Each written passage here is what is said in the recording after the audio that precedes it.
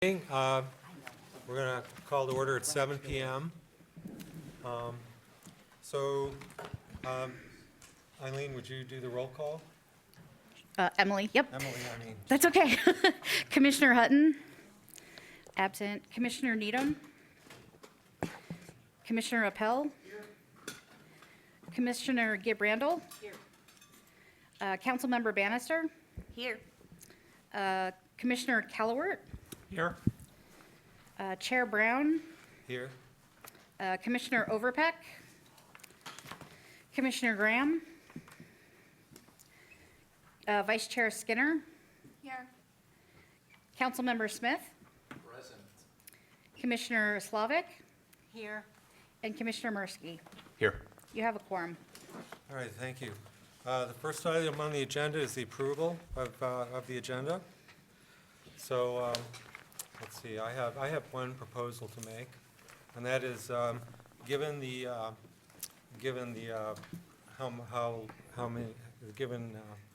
how many items are on the agenda of interest, and that Chris is not here, I would like to postpone the consideration of the Heritage Trees Resolution until the next. Chris is here. Oh, hi, Chris. That fast, huh? Yeah. No mercy. No mercy. So, Chris, we were just discussing, given the packed agenda, whether it would be wise to postpone the Heritage Trees Resolution until the next commissioner meeting. I wouldn't think it would take very long to approve it. Okay. And if we wait, then there's another whole cycle of council meetings that go by without action. That's true. Are there any other comments? Any discussion? Can we decide later in the meeting? If we're here at 11:30 and we still haven't gotten to it, then It does yes. not need and to if be it's- first. If it's 9:30, then we can. Yes, sir. Okay. Any other discussion about the agenda? Do I have a motion to approve it? So moved? Is there a second? All approve, say aye. Aye. Okay, it passes unanimously. The next item is the approval of the minutes from the September meeting. Let's see, does anybody have any comments on the agenda, on the minutes from the previous meeting? All right, do I have a motion to approve the minutes? John, do I have a second? Okay, Allison? All who approve of the minutes, say aye. Aye. Anybody, any nays? No, passes unanimously. So the next item on the agenda is public commentary. So there's quite a few interest in a few of the items on the agenda today, so please keep your comments as brief as you can, and come up to the microphone. I'll recognize anybody who raises their hand. And please come up to the microphone if you have any public comments to make. Okay, over here, you first. I think in. Video. Sorry? We lost video input. Oh. What is that? What should we do with that? I'll go get CTM. My name is Robin Tuck, and I'm here along with others to encourage you to pass the Declaration of Climate Emergency. There are many benefits to passing the declaration, not the least of which is a clear message to the citizens of Ann Arbor and beyond that we are in a crisis that requires emergency response. An early analysis from the UK supports the idea that declarations of climate emergency have been successful in speeding decarbonization and declaring municipalities. The vast majority, 89% of those cities and town declarations, set in motion the development of a climate action plan, something that our declaration also seeks to set in motion. I understand that 2025 is right around the corner, but I believe it is better to set an ambitious goal and to stretch our minds in striving to reach that goal, and perhaps fall a little short, than to be too conservative and risk making no substantial progress. We cannot afford to move slowly on the climate crisis. Thank you for your time. Thank you for your concern. Hi, I'm Meg Berkebine. I'm a graduate student at U of M on GEO, working on climate justice for our upcoming contract campaign and co-chair of HVDSA. I'm here to support the climate resolution, emergency resolution. I know that we've received responses already from Susan and Stephen. I will say it did feel quite discouraging that, Stephen, you brought up that we should be paying attention to our own carbon footprint. I think that most of us, especially the young among us, probably have the lowest carbon footprint. I don't fly, right? I have the most to lose. I'm 30, so actually there are many other, all of you with children have the most to lose. We know that Kalamazoo just passed a climate, right, emergency resolution, that we're behind Kalamazoo on that, and we're supposedly the most progressive city, and Michigan feels wrong. I think I take all your points that we don't want to just pass this and have city council kind of greenwash over it. What I'm proposing is that we pass it as a way to create a crisis point for us to push city council on this, right? I don't go to city council meetings anymore because I feel pushed out. The environmental things we talk about aren't big system-changing things, right? A lot of city council meetings feel petty. They don't feel like inviting to workers, which is what I am, and what the majority of people who will suffer under the climate crisis are as well. So I want to move forward on this, not only because it's a morally important thing, but also because we're not going to see power change and system change by individual action, right? But by pushing for big things like this, and we'll take the fight to city council if you use your power to move on it. So thank you. All right, thank you. Next, how about you?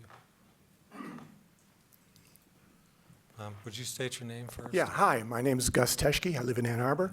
I'm here to ask the commission to vote in favor of the declaration of a climate emergency, because obviously we have one, and people, the first thing you do when you have a problem, you like to declare what the problem is. The problem for us is getting it through this commission and then taking it over to city council and getting them to act on it. I'd like to thank you all for the first one you passed that apparently was buried somewhere. I don't know where. But we'd like to try again. We hope we can get your support to do that. You all know how severe this is. And I'd like to thank the members for the email I've been exchanging with some of you. It's obvious you know a lot of about what you're doing. And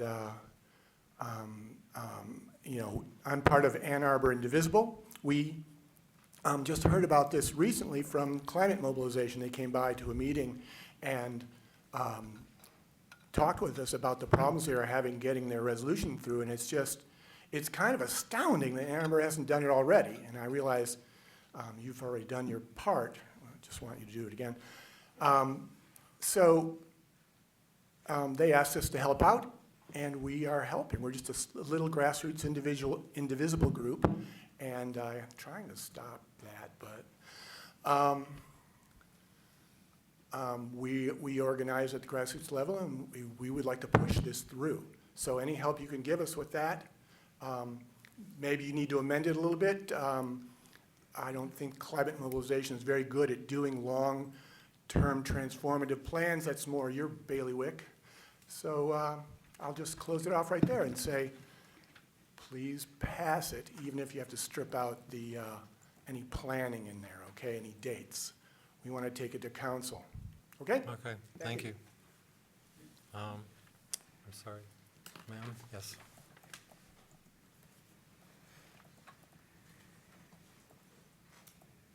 Hello, environmental commissioners.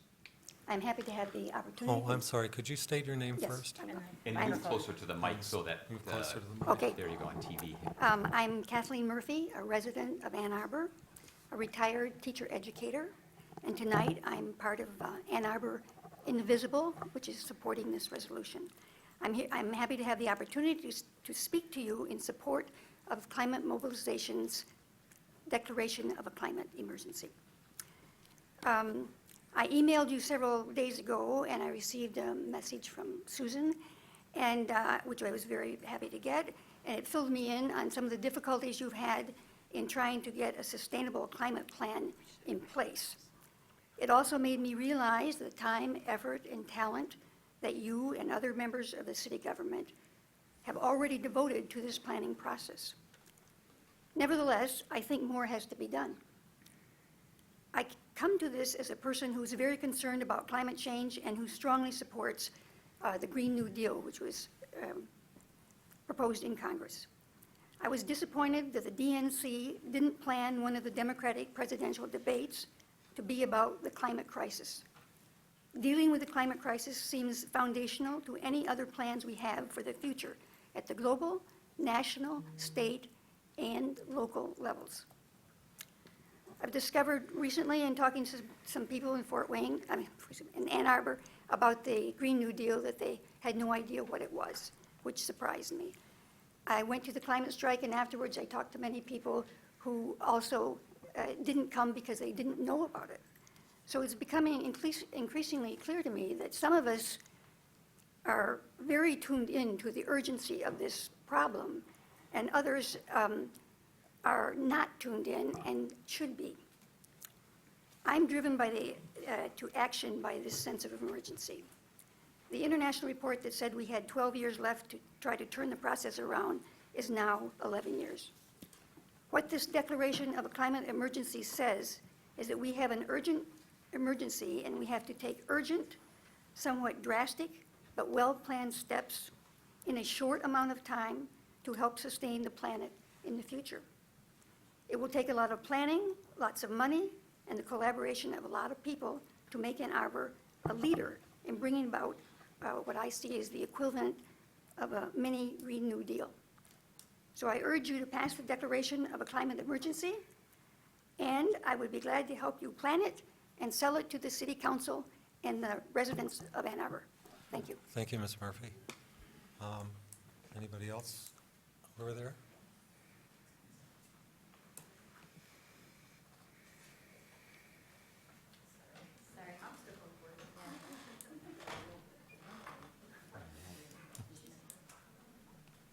Hello, my name is Janine Diller. I've lived in this city since 1993 through graduate school and now as a resident and a parent. And I'm just here to ask you to declare a climate emergency. The main reason, I know you all probably agree with this, is I think it's the responsibility of everybody to take care of their own corner of the world. If we all did that, the world would be taken care of. It's our job to take care of Ann Arbor, and we need a goal. Thank you. Right. Thank you, Ms. Dallin. Over here? Hi, my name is Ken Clark. I live at 497 Larkspur Street. I'm actually not here about the climate emergency resolution, but I do support it, and you'll hear a lot of excellent comments on it tonight, and I appreciate your consideration of that. I am here about your inventory that was presented to you at your last meeting of greenhouse gas emissions in Ann Arbor, and particularly transportation emissions. I was on the commission a long time ago, and we did one of the first inventories for the city of Ann Arbor. And I've got some notes. Every inventory Ann Arbor's done since then has inexplicably had transportation as a minor source of emissions, though nationwide it's one of the biggest sources of emissions, 29% nationwide, only 17% here, versus 31% for the state of Michigan. When I was on the Environmental Commission, I looked into the source of that discrepancy, and I found we were basing our transportation emissions on a 2003 U of M Center for Sustainability study master's thesis. That document had some really serious emissions. It did not look at non-resident commuter traffic at all. It specifically ignored that traffic. It did not look at aircraft travel by residents of the city of Ann Arbor. It did not look at transportation related to most of the businesses in Arbor, though it specifically did include a few major businesses such as the university and AATA and the city of Ann Arbor. I do include in this packet some of the actual text from that document that spells out precisely what they did count in their analysis. It's unclear that these problems, and also emissions from the freeway ring, also not counted as part of that. It's unclear if those problems have been corrected. I pointed them out at the time, but I've never seen any change to indicate that there was some kind of reanalysis done. Our transportation emissions are still anomalously low compared to everything else we compare that to. There's now a potentially better source of that information. NASA ORNL has produced a street by street of the entire United States analysis of emissions, roadway transportation emissions, and they provide that to the public in a 1 kilometer granularity grid. They provide the data for free. It would just require that somebody take a look at those data and compare that to what we have in Ann Arbor, and I'm recommending that. I've asked how we calculate it, haven't received a response, but it was only last week, so it's not really staff taking too long. But I would ask you to look into how we're calculating transportation emissions for that inventory. And you should decide if the non-resident commuter traffic, which at times is more traffic than any of the resident traffic, should be ignored. My belief is that it should not. We have influence over those commuters and how they get into Ann Arbor. Really, our lacking that information is part of the reason we haven't been pushing for the commuter rail that we really should have pushed a long time ago, more than we have. It seems to have dropped off the radar. I would also ask you to ask staff to look at the DARTE data set and see if it's something we could use in Ann Arbor. Thank you. Well, thank you, Mr. Clark. Over here.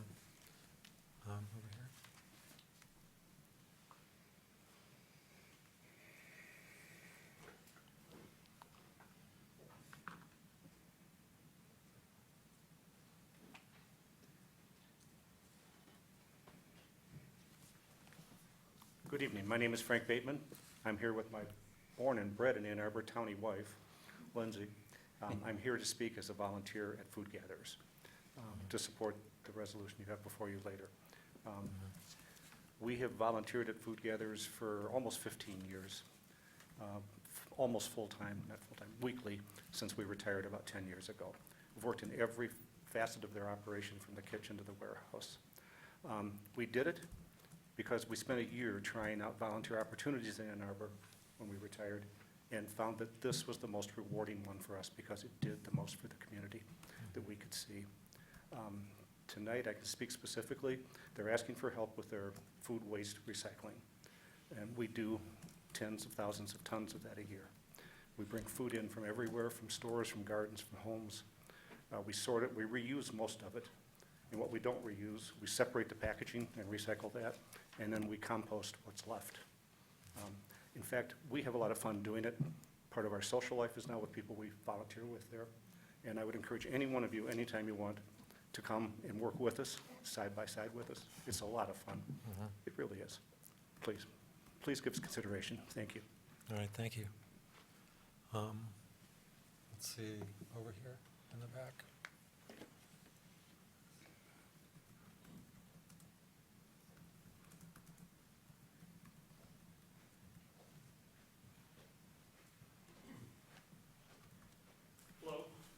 My name is Dan Calderon. I'm a citizen of Ann Arbor. I just recently retired after 12 and a half years at Food Gatherers, so I'm going to speak to the same point the last speaker did.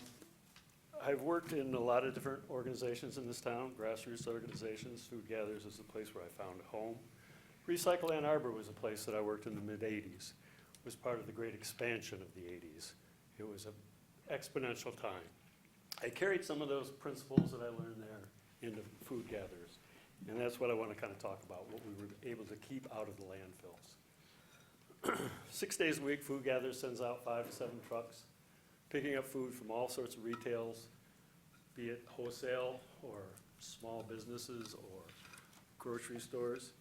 We bring that all over the county. All that food that we get from these stores out of their back rooms would be going straight to the landfill. 6 days a week, we coordinate and supervise dozens of volunteers, like Frank who just talked. And these people help us to processing all that incoming donation. They make sure that everything that we do receive that goes back out is going to be safe for our clientele, presentable to our clientele. And then they very carefully separate and make sure that all the recyclables can come out of that, all the compostables get put in the right place. This is a really labor-intensive process. We're talking thousands of pounds of food a day, and yet we accomplish it every day. I say we because I still feel like a food gatherer. After 12 and a half years, I've only been retired 4 months, so I'm still there. This gathering process required great care, many hours of work, as well as constant vigilance. Developing standard procedures, implementing and monitoring them take time and diligence. We monitor temperatures of sensitive food from the moment they touch our hands to the moment they go back out to our clients to make sure all our food is safe. We spend hours and hours teaching and supervising volunteers who go out on routes with the truck drivers, work at our warehouse, and work at the Delana Center where we have the kitchen for the homeless downtown. In our operation, we're very careful not only to provide good food to our clients, but to divert as much as possible from the landfill, getting rid of only the unusual portions. We recycle about 7 bales, averaging almost 1,000 pounds apiece every 2 weeks. That rounds out to over about 150 bales a year. That's a lot of space. We also recycle a lot of plastics, being packaging and of all sorts of different kinds. We also fill up 6 dumpsters a week of compostables that would have otherwise gone to the landfill. I urge you to consider food gatherers as a responsible member in keeping the landfill as clean as possible, out of the landfill as much as possible, and please recognize them. Thank you. Well, thank you, sir. Anybody else? How about over here next? Yeah.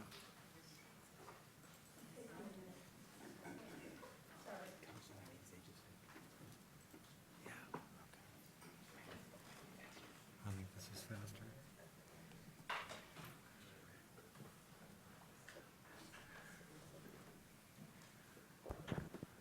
Good evening. My name is Judy Fike, and I'm really amazed at these extemporaneous speakers up here.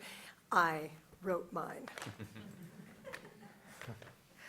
I'm also going to speak to you about the gem that is food gatherers. Over the past 2.5 years, I think you could say I've become an excitable girl with difficult news almost every hour of every day, with changing cultural norms that I thought were bedrock, with unraveling institutions I thought were sound and maybe even improving, even relationships that have hardened along political lines. Yes, I've become excitable. And I've done my share of protesting, meeting, writing, singing, supporting, and I'll continue. But I have learned that while it is very difficult to protest against policies and terrible choices, it's harder, much harder to advocate for what continues to work, what continues to make communities like Ann Arbor meet vital needs and to thrive. This evening, you are witnessing, with both people and data, an organization that continues to make this community work. With food gatherers, you're hearing from an in-touch, effective, and efficient organization that never stops at good enough. Food gatherers has met the constant challenges of changing markets, changing attitudes and regulations, and the growing threat to our environment. Beyond the 5.4 million meals that it provided just last year alone, in one fiscal year, food gatherers' handling of food waste has filled a void in city services that should not only be recognized, but it really should be championed. I feel strongly that council, that you should view food gatherers as a partner in food waste management. Food gatherers deserves these annual funding appropriations, and this always improving city deserves a partner like food gatherers. Thank you. I look forward to seeing the vote. Thank you, Ms. Foy. Let's see, how about in the center, and then you, and then Rita?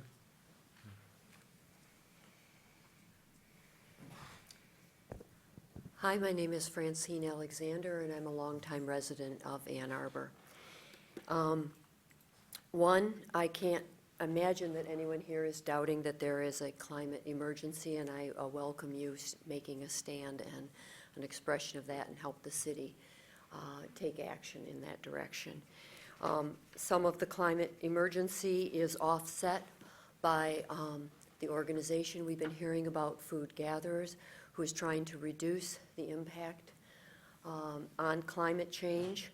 I would like to note, I think, John can correct me if I'm wrong, 16.4% of the 6 million pounds that Food Gatherers collects and redistributes is potential food waste from the city of Ann Arbor alone. That is 984,000 pounds annually.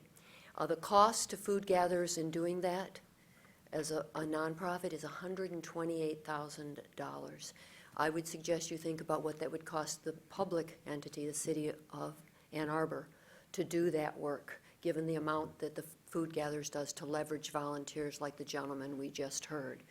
This is an incredible service to the public good and the public community that's being funded on a shakier and shakier ground of private philanthropy, and it's not appropriate to have that sustained in that manner. Supplemented, yes, but sustained and relied upon, no. That needs government and public reliable revenue stream. And so I ask you to support that and think about that very explicitly.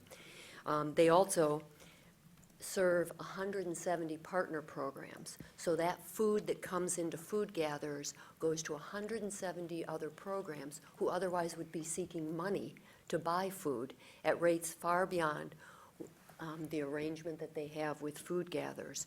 90% of those programs in the annual survey that is done by Food Gatherers as part of their continuous improvement and service analysis, 90% of those food partners say that loss of Food Gatherers support would have a major and negative effect on the programs they serve.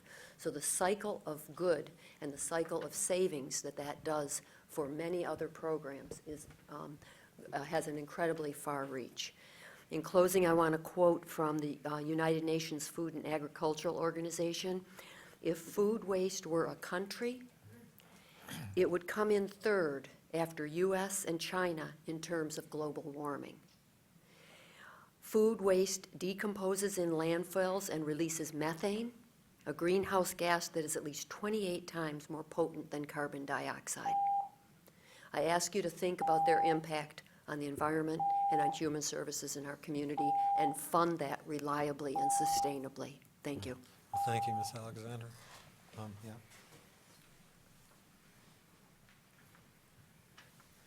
Good evening. Judy Garber, longtime Ann Arbor resident.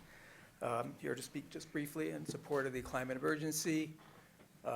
Just a few points. One, there is a climate emergency whether we declare one or not.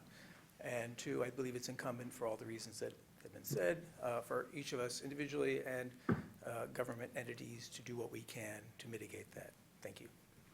Thank you, sir. Rita?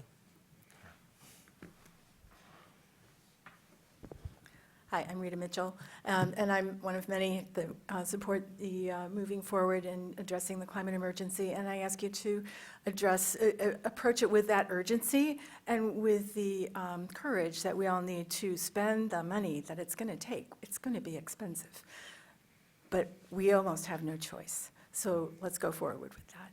I do have another comment, though, about the heritage trees. So this is a totally different direction, but it is somewhat related. I hope you'll work on that tonight because our trees are part of our climate plan.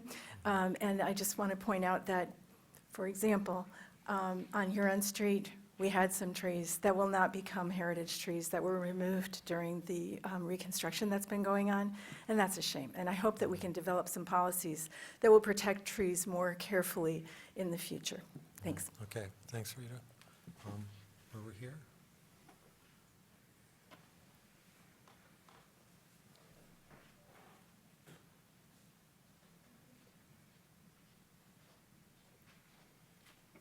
I'm Linda Britt, and I have come to ask you to support the climate emergency declaration for our children and our grandchildren. Thank you. Thank you, Ms. Britt. Anybody else wish to offer public commentary at this time? Over here. Yep. There will be an opportunity later near the end of the meeting for further public commentary.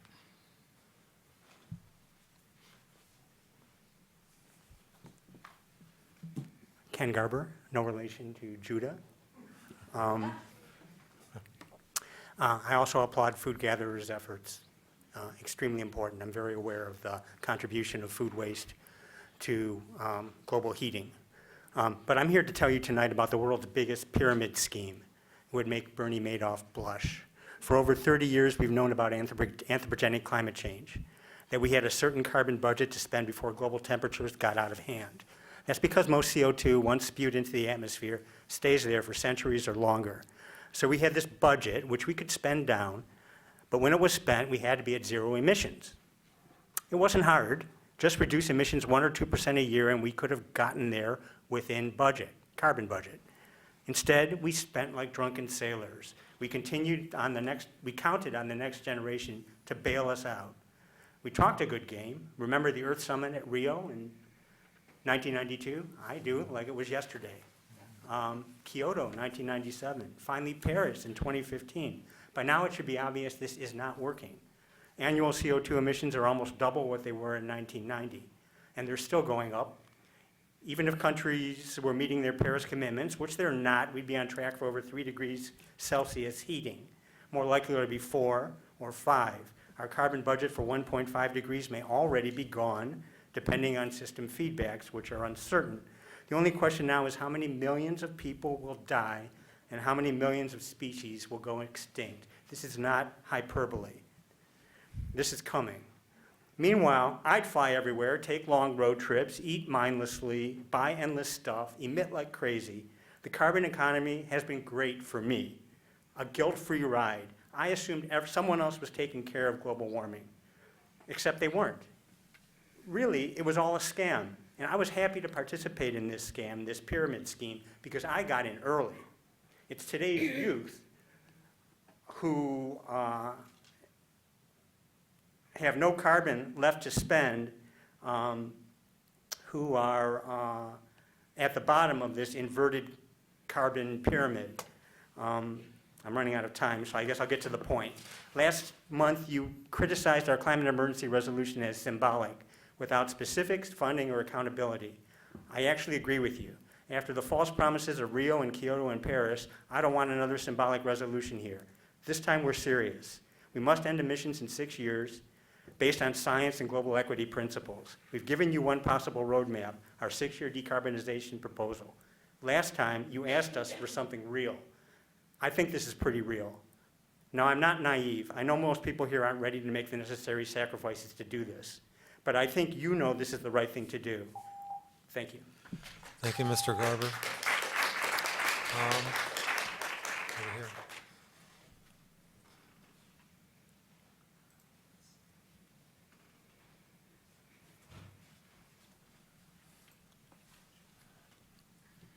Hi, everyone. I'm Mary Garten. I live in Northeast Ann Arbor. I don't have a prepared speech, and I wasn't planning to speak, so we'll see what happens. I'll make it short. You all know the data of how many people are being affected, how many people will die annually due to climate change, and how much more it will cost if it isn't addressed right now. The longer you wait, the more everything will cost to get back, to get any sense of normalcy, even though the normalcy we're talking about is a hotter temperature than we grew up with. If the lives that are at stake and the infrastructure that is at stake and the incredible cost it's going to take to maintain our infrastructure and our public health, if that doesn't constitute an emergency, I'm wondering what the definition of emergency is. And the reason I ask this, we were at a city council meeting a little while ago and we were asking for climate funding, and one of the city council members said, well, this money shouldn't be spent this way. This money should be spent for an emergency. And that is perhaps the most important reason to pass this resolution. Because if we don't acknowledge that this is an emergency, it just gets kicked down the road. It is an emergency. It is now. We don't have much time. We're in the last decade. So we already blew those decades before. We're in the last decade. This is like, think football guys, you know, we're in a bad shape right now. So if this isn't an emergency, then what are we calling an emergency? the future generations are really going to question how we handled this. So let's call it an emergency and let's act like it is. Thanks. Okay, thank you, Ms. Garten. If there are any people desire to make a comment at this time? Again, there's another opportunity later in the meeting. So thank you, everybody. So the next item on the agenda is the MRF RFP. Oh, the introduction of new staff members. Sorry. So, yeah, Emily, do you want to? Sure. Eileen, would you like to go first? Good evening, everyone. My name is Eileen Naples, and I'm your new Resource Recovery Manager for the City of Ann Arbor, based in the Public Works Office. I come to you from Oregon, where I was a Senior Hazardous Waste Analyst. Before that, with US EPA, where I worked on solid waste and life cycle assessment policy. I'm a waste wonk, and really thrilled to be working for a city, such an impassioned city in particular. Really exciting to hear all of the engagement tonight. I've been working with the city since October 1st, and it's been a really energizing 3 weeks. I can tell there's a lot of passion around these topics, and I'm thrilled to be working with the city, on behalf of the city, the community, and with our partners here in the city, including you all, to foster this wonderful legacy of resource management that you have. Thank you very much. Thank you, Ms. Naples. Welcome. And now we'll hear from Galen Hardy. Good evening, everyone. I'm Galen Hardy, and I'm the new employee with the Office of Sustainability. There, I'm your new community engagement specialist, and my motto is, for all the residents out here, I want to work with you, well, for you, with you. So that's what I hope to permeate throughout the neighborhoods and throughout the communities, because climate change is real. I live in the city of Detroit. Before I came here, I worked with Zero Waste Detroit around recycling, and before that, I spent some years with Focus Hope. So I'm a man of the people, and just want to tell you that you guys are way farther ahead than the big cities. So just keep pounding and keep doing the hard work, because, you know, if the big cities can't lead, it has to be one of the most progressive. So thank you. Welcome. Yeah, welcome, Mr. Hardy. So, okay, sorry about that. So the next item on the agenda is the MRF RFP. Crescent?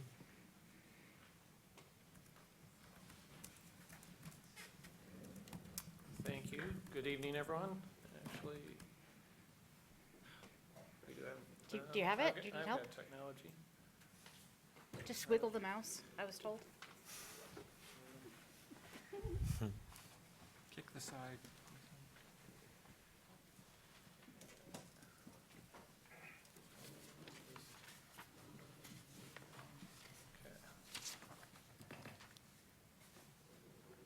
Oh, lovely. I'll go get it. Why don't you start without it? Go ahead and start. Yep, okay, because I've got opening remarks and, yes, by way of introduction. Here we go. First, We got it. You folks have it? It's not on Hopefully those it'll screens. come. Good. I guess, as usual, let me just start, introduce other folks, staff, fellow staff with me besides Eileen. Just introduce yourself, and a tremendous addition to our team. With me also is Craig Hubie, our Public Services Administrator, my boss, and Miley Maciejewski, our Public Works Manager, Eileen's boss, and my colleague. So tonight, knowing you've got a lot to do, and I'll get you folks updated, I'm going to do unusual for myself and commit the cardinal sin of reading off script to stay on script and to try to be timely. So pardon my lack of usual eye contact with folks, but I want to get through this so that you folks can certainly move on to lots of other important things that you folks are looking to get to tonight. So thank you, commissioners. We got one, folks. We got one on the left side. Tonight I'm here to update you on the status of our procurement process to choose a vendor for processing Ann Arbor's recycling material. But before we jump into the nitty-gritty detail of our process, I want to put this task into context for you and for the community here in attendance and watching at home. As you know, the City of Ann Arbor has historically provided local processing capacity for recyclables collected from city residents and businesses, as well as outside third-party material.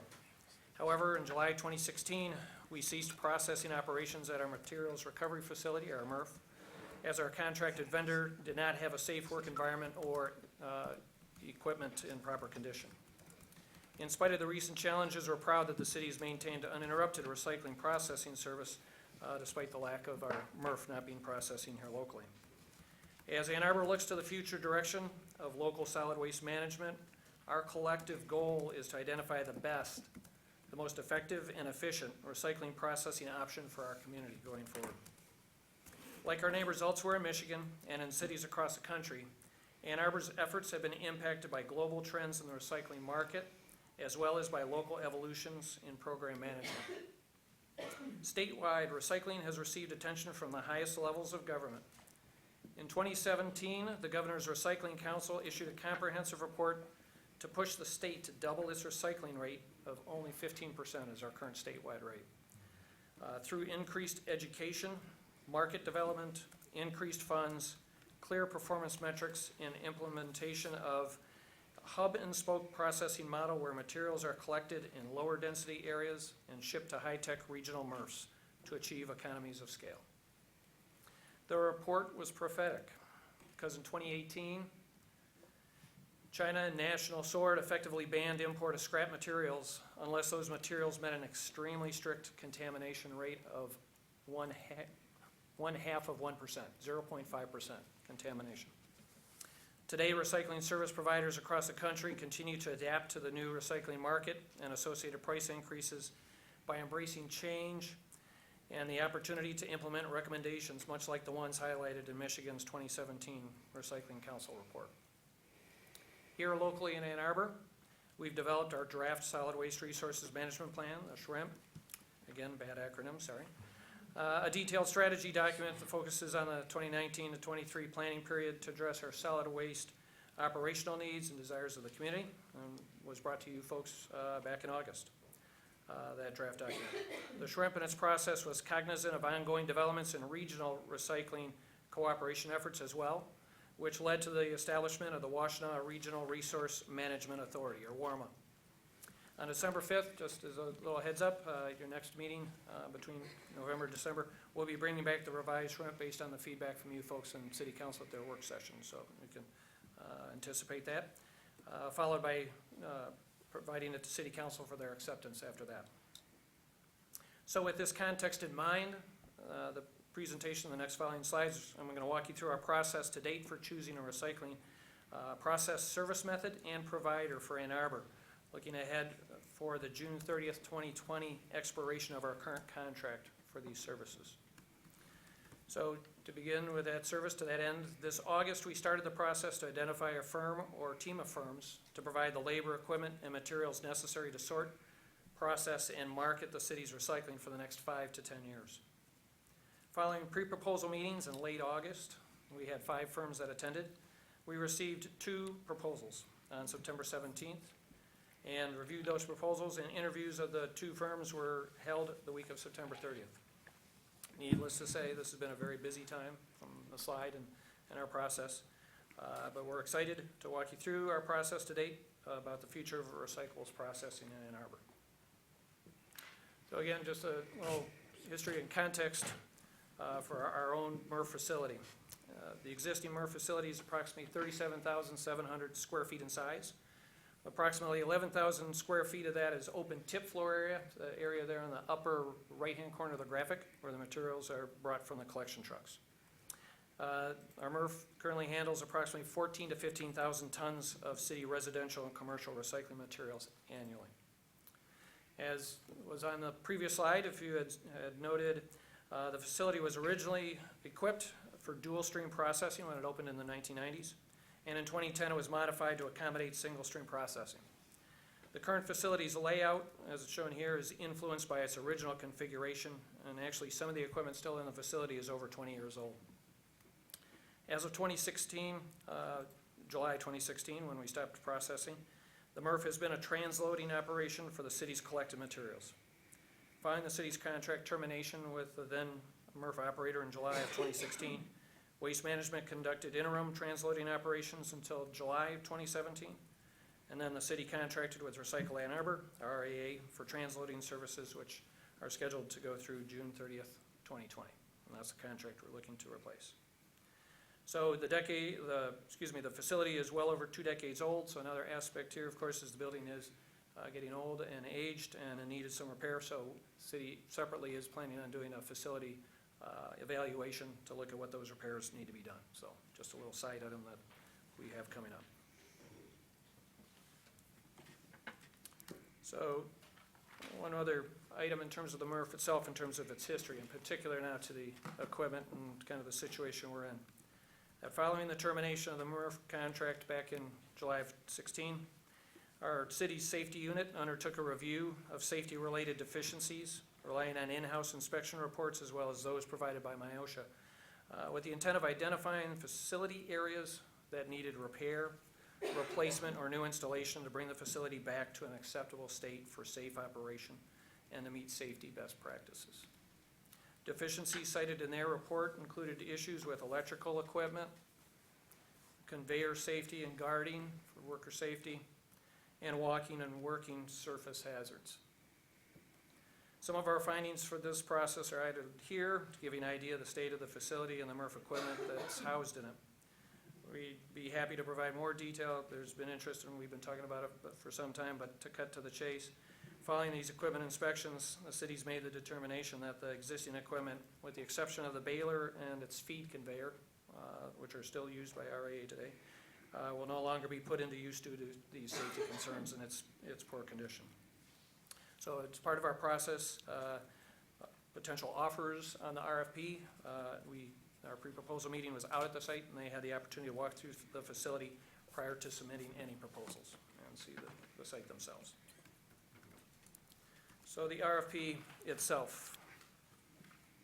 In a rapidly changing recycling market, Ann Arbor is striving to make an informed decision about how best to utilize our existing infrastructure and maximize recovery of our recycling resources. We want Ann Arbor's recyclable materials to be more than just discarded household and business debris. We want them to be part of a clean and valuable commodity chain destined for their best and highest use, as we know you folks do too. So our RFP 1928, that was issued for this process, provides 2 potential options for recycling processing for us here in Ann Arbor. The first option that we sought was a continuation of our current services where our MRF building would continue to be used to transload recycled materials to another MRF for processing, while the second option entails replacing the existing MRF equipment to allow local sorting and processing of recyclables here at our facility. There are relative risks and benefits to each scenario, and I'll discuss those in the upcoming slides. And again, this city seeking transloading or the MRF services for 5 years was our base, starting as soon as the current contract ends, so the new contract would start July 1st, 2020. However, we'd also consider a longer term of 10 years if it would be to the benefit of the city. So that was an option included within the RFP. So the result, as I mentioned a short while ago, we received 2 proposals in response to our RFP. One from Recycle Ann Arbor, RAA, for either transloading or MRF processing. They submitted for both options. And another submittal from Terra Environmental, who proposed on option 1 for transloading. So with that background in mind, let me walk you through our 2 offers first for option 1, the transloading option. So Recycle Ann Arbor, RAA. Of course, well known, but to make it clear for everyone, RAA is a local nonprofit that began the curbside collection in the city in the 1970s and has actually been contracted with the city to collect recyclables in the city since the 1980s. RAA also operates the city's drop-off station. They operate their own reuse center on South Industrial and a materials recovery yard out on Jackson Road in Salad Township, where they handle construction and demolition, C&D materials, as well as other bulky and drop-off materials. For the past 2+ years, RAA has been providing the transloading services, as I mentioned, for the city out of our MRF facility. RAA currently uses the baler and the conveyor that I mentioned that is still functioning well, and they bale what's called OCC, or old corrugated cardboard. So they have some of that material that comes in very clean and rich, and so they're able to bale that to take for processing.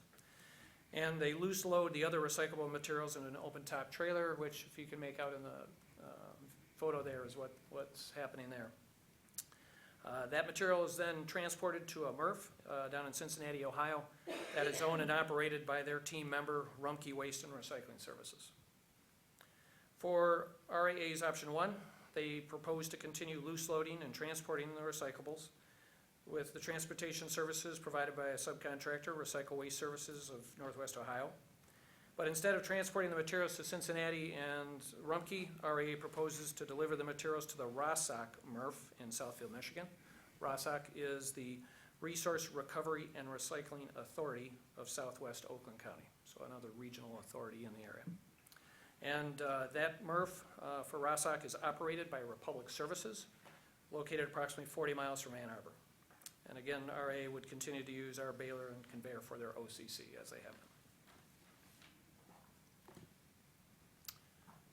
The other proposal for option 1, our second proposal from Mterra Environmental. Mterra is a vertically integrated resource recovery and recycling company with 43 years of experience with in-house recycling collection, processing, and marketing. They're headquartered in Canada, but they also have a significant footprint and presence in Michigan. They own and operate 14 of their own MRFs and contract 6 others for municipalities. And as a firm, process over 550 million tons, so over 500 million tons of recyclables annually. In Michigan, they have over 60 municipal contracts with 3 facility locations that serve communities in 8 counties, including Genesee, Huron, Lapeer, Oakland, and Saginaw. In June of 2020, Mterra is opening a single-stream MRF in Lansing, Michigan, with a capacity to process 40,000 tons per year. And so Mterra is proposing in their proposal to operate and maintain the MRF, again as a transload facility to receive the recyclables, and they will transload that into their trucks and taking it to the new MRF in Lansing for processing. Mterra also proposes to use the existing baler and feed conveyor for OCC. And Mterra's 8-person marketing team will be the ones performing the materials marketing and logistics for our materials.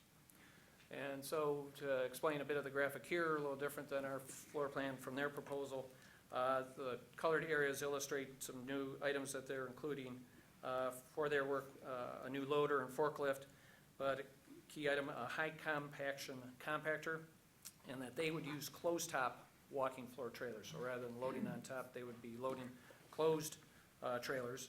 And that's notable because with the use of the compactor, Mterra's proposal states that they're capable of consistently achieving 23 to 25 tons per load in the closed top containers. And Mterra agrees to meet or exceed our current average minimum weight standard of 20.5 tons per load. Trying to get through all the material, sorry for the rush. So observations between these 2 proposals under option 1. To summarize, both proposals continue our operating procedure since July 2016 without significant capital investment. Both proposals significantly reduce the distance that Ann Arbor's recyclables will travel for processing compared to today.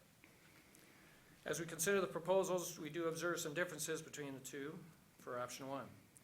RAA is a local entity with experience in the community, including 26 months of transloading operations at our facility.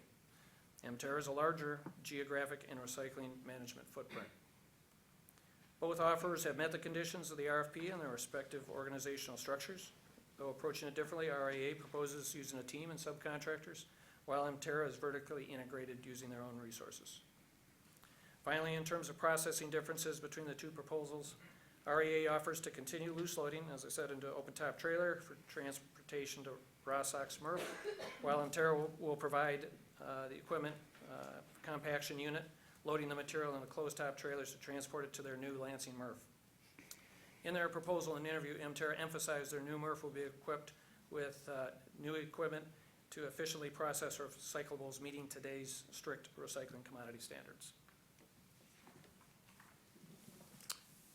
So for option 2, replace the MRF equipment and process. We know the city is proud of its legacy as an environmental leader and early recycling and MRF adopter. In keeping with this legacy, we're looking to this RFP as an opportunity to determine whether it's prudent and in the city's best interest to bring back on-site recycling processing to Ann Arbor's MRF.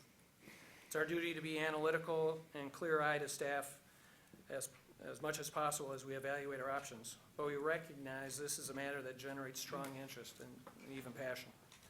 We've been often asked, I don't know how many times I've been asked, well, when are we going to restart the MRF? We take these questions and that question in particular very seriously, and the pride the city has in its legacy as a strong environmental leader. As we evaluate option 2, the option to replace the MRF equipment and once again perform processing on site, we also have to consider the complexity of today's recycling market and financial obligations associated with large capital investments, and ask ourselves if restarting the MRF processing in Ann Arbor is the most efficient and effective means of recycling in Ann Arbor. So that's what we as staff are working with them. And so to move forward, we did receive one offer for option 2 from RAA. So this proposal from Recycle Ann Arbor, it would be their first effort equipping and then operating a full processing MRF. So to perform that, they've assembled a team to implement that plan, and it includes their current processing partner, Rumpke Waste and Recycling Services, to prepare them, to train them up for operating a processing facility. RA's proposal includes refurbishment of some existing offline equipment, although the RFP indicated that other than the existing baler and the feed conveyor, the rest of the equipment was not to be used due to safety and maintenance concerns.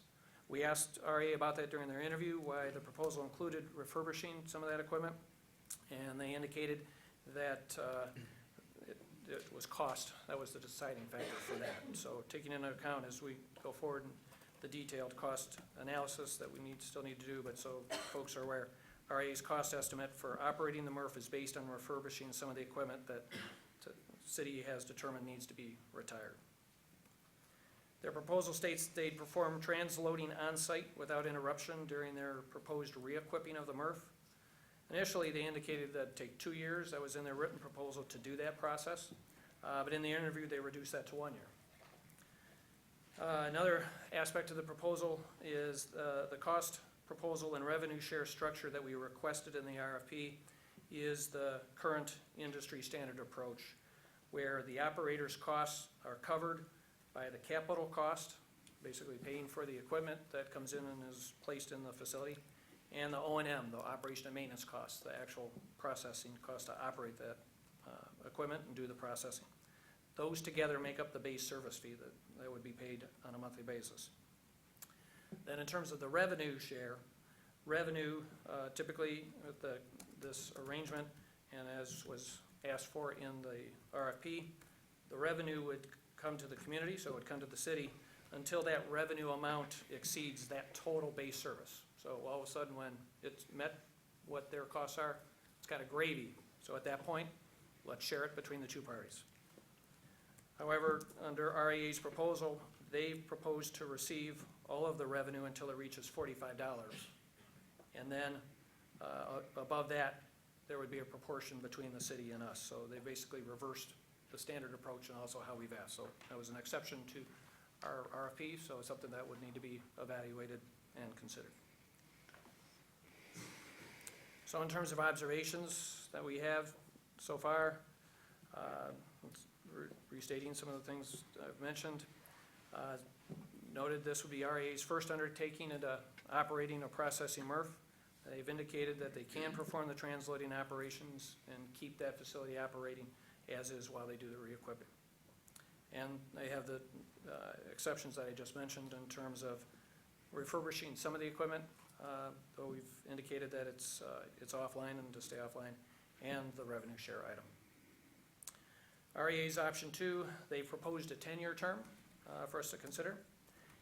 And again, regarding timeline, as I mentioned, originally they noted that to re-equip the MRF would be a 24-month process, and then during the interview they knocked that in half to 12 months, which sounds very desirable, and certainly if we had that direction we would want to do, but we would need to be real careful in evaluating and considering that to determine whether that truly is feasible, given the work that's going to be involved, and again, back to those repairs that the city may have to do to the structure itself, so that would need careful consideration.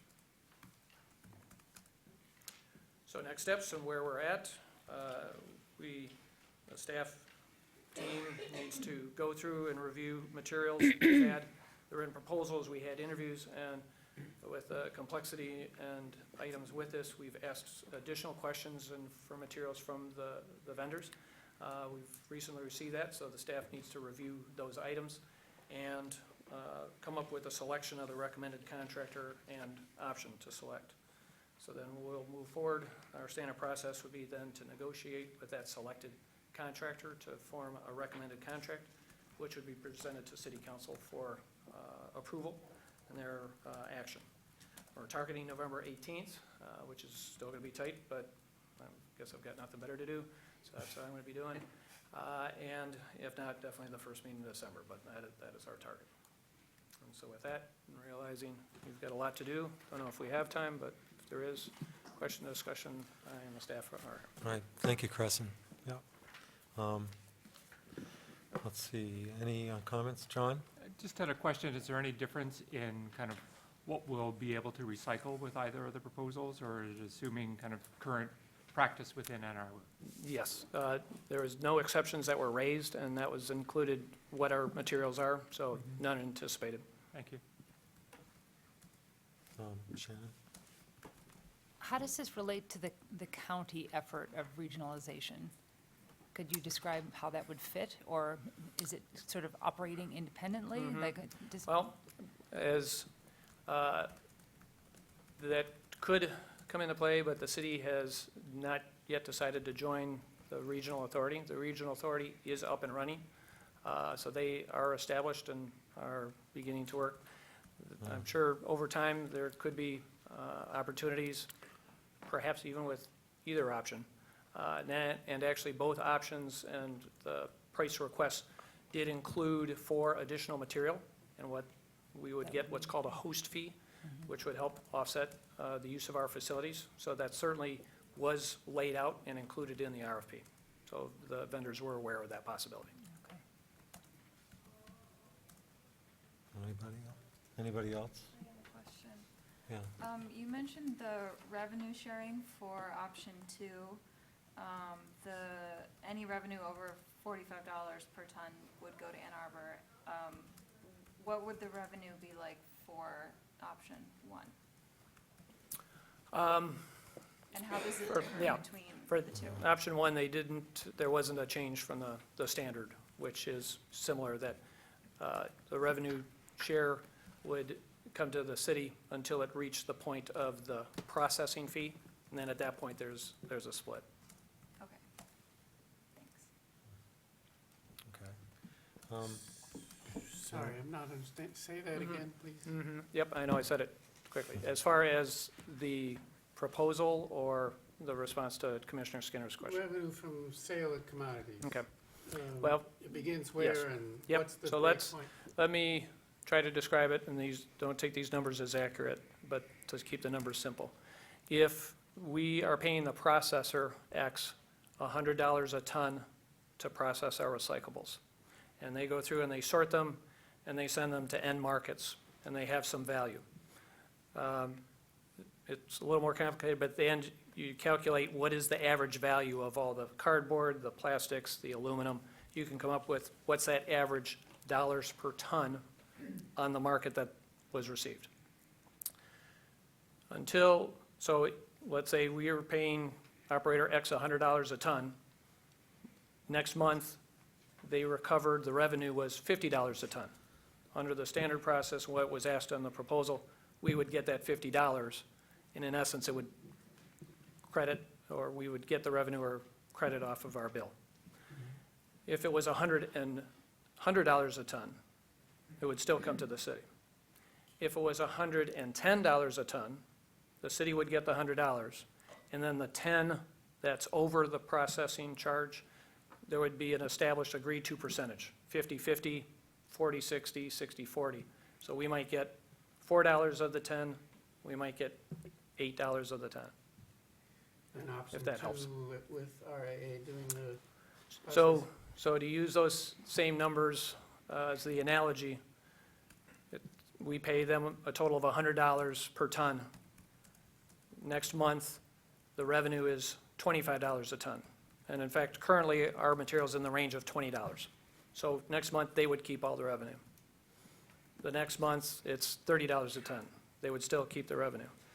Wouldn't be until it reached $45 and a cent, let's say $50, that's when we would start receiving a portion of the revenue under what they've proposed.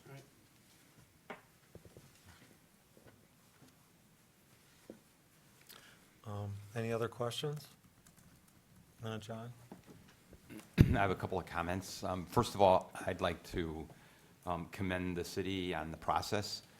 Just so everybody knows, the city let Steve and me have input on the RFP, and we provided input, and based on that, there were some things that were changed with the RFP, I think including the inclusion of option 1. So I appreciate that. Secondly,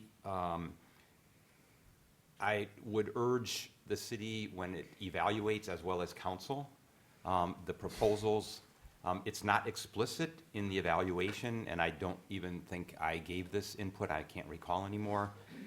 But Ann Arbor's sustainability framework includes economic development.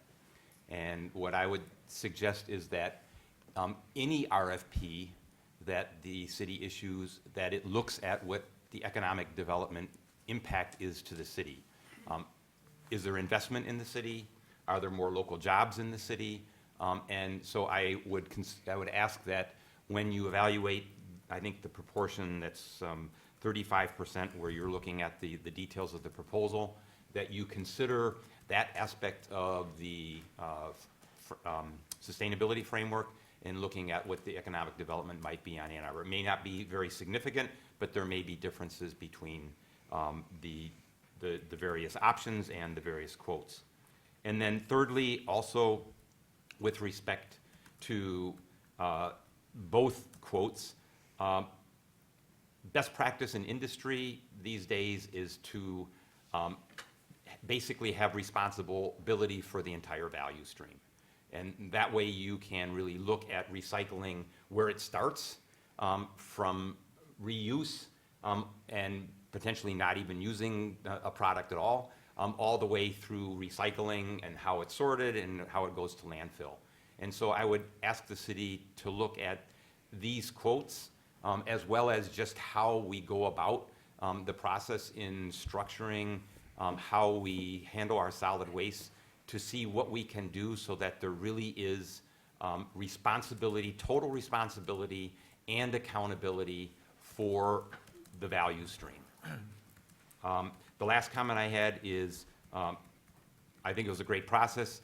I only wish this RFP had gone out a year or 18 months ago. I mean, we've been in this situation for a long time. We know that we're spending a lot of extra money by handling recyclables as we are. And I think one of the lessons learned for this going forward needs to be, what's the earliest we can put an impulse out into the vendor community and get input on something like this and act on it quickly so that we save not only money but also greenhouse gases, which we're currently wasting in a sense right now by shipping all this stuff to Ohio.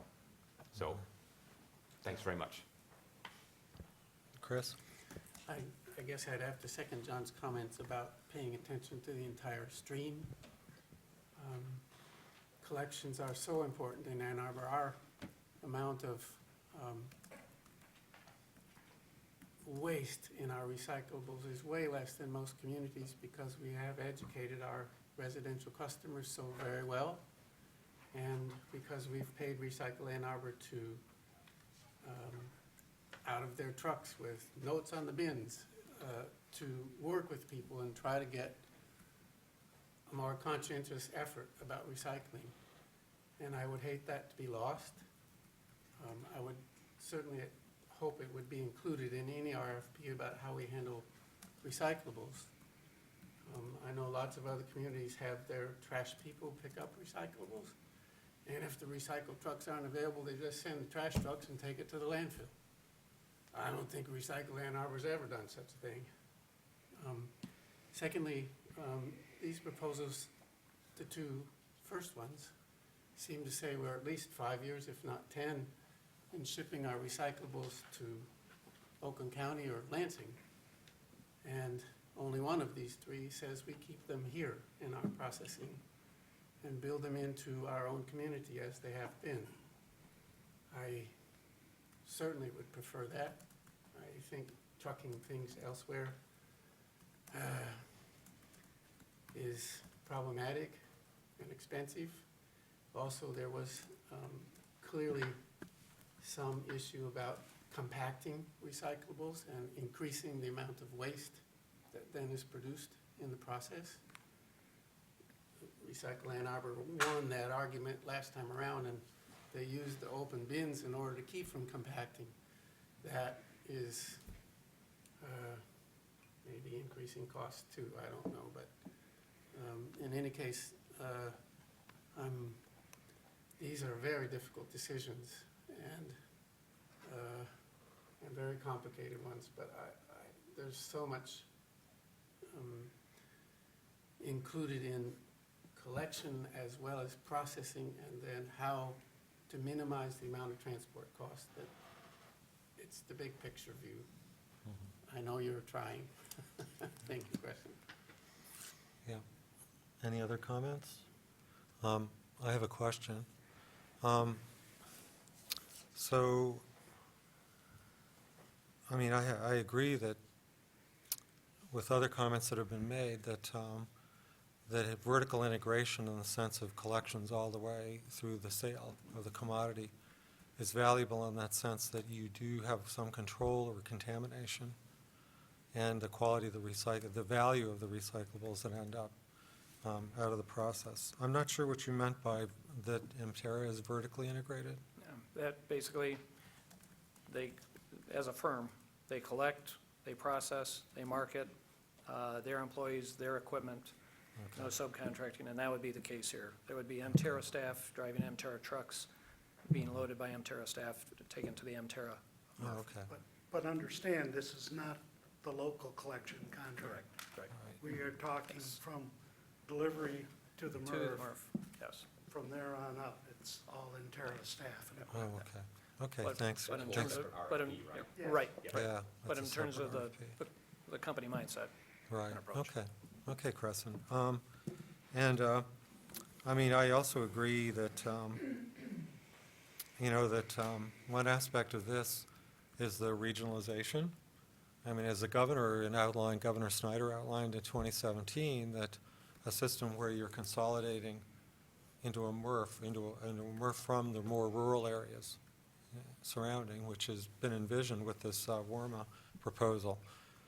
You get both efficiencies, and you also get some economies of scale. So how would these option ones be compared economically for overall costs?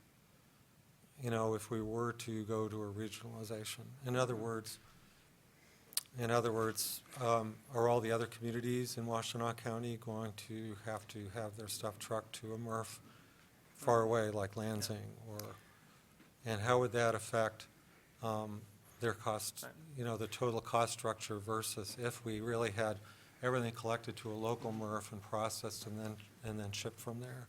I'm going to get kicked off stage. Well, let me just say, you're asking speculations. We can't say what WARMA is going to do or not do. They're a separate organization. We're Right. not part of that body. Mhm. So it would be improper for us to even speculate what they're going to do with their materials. Yeah, no, I understand that. I'm just trying to look forward a little bit to different scenarios. Yeah, I would, okay.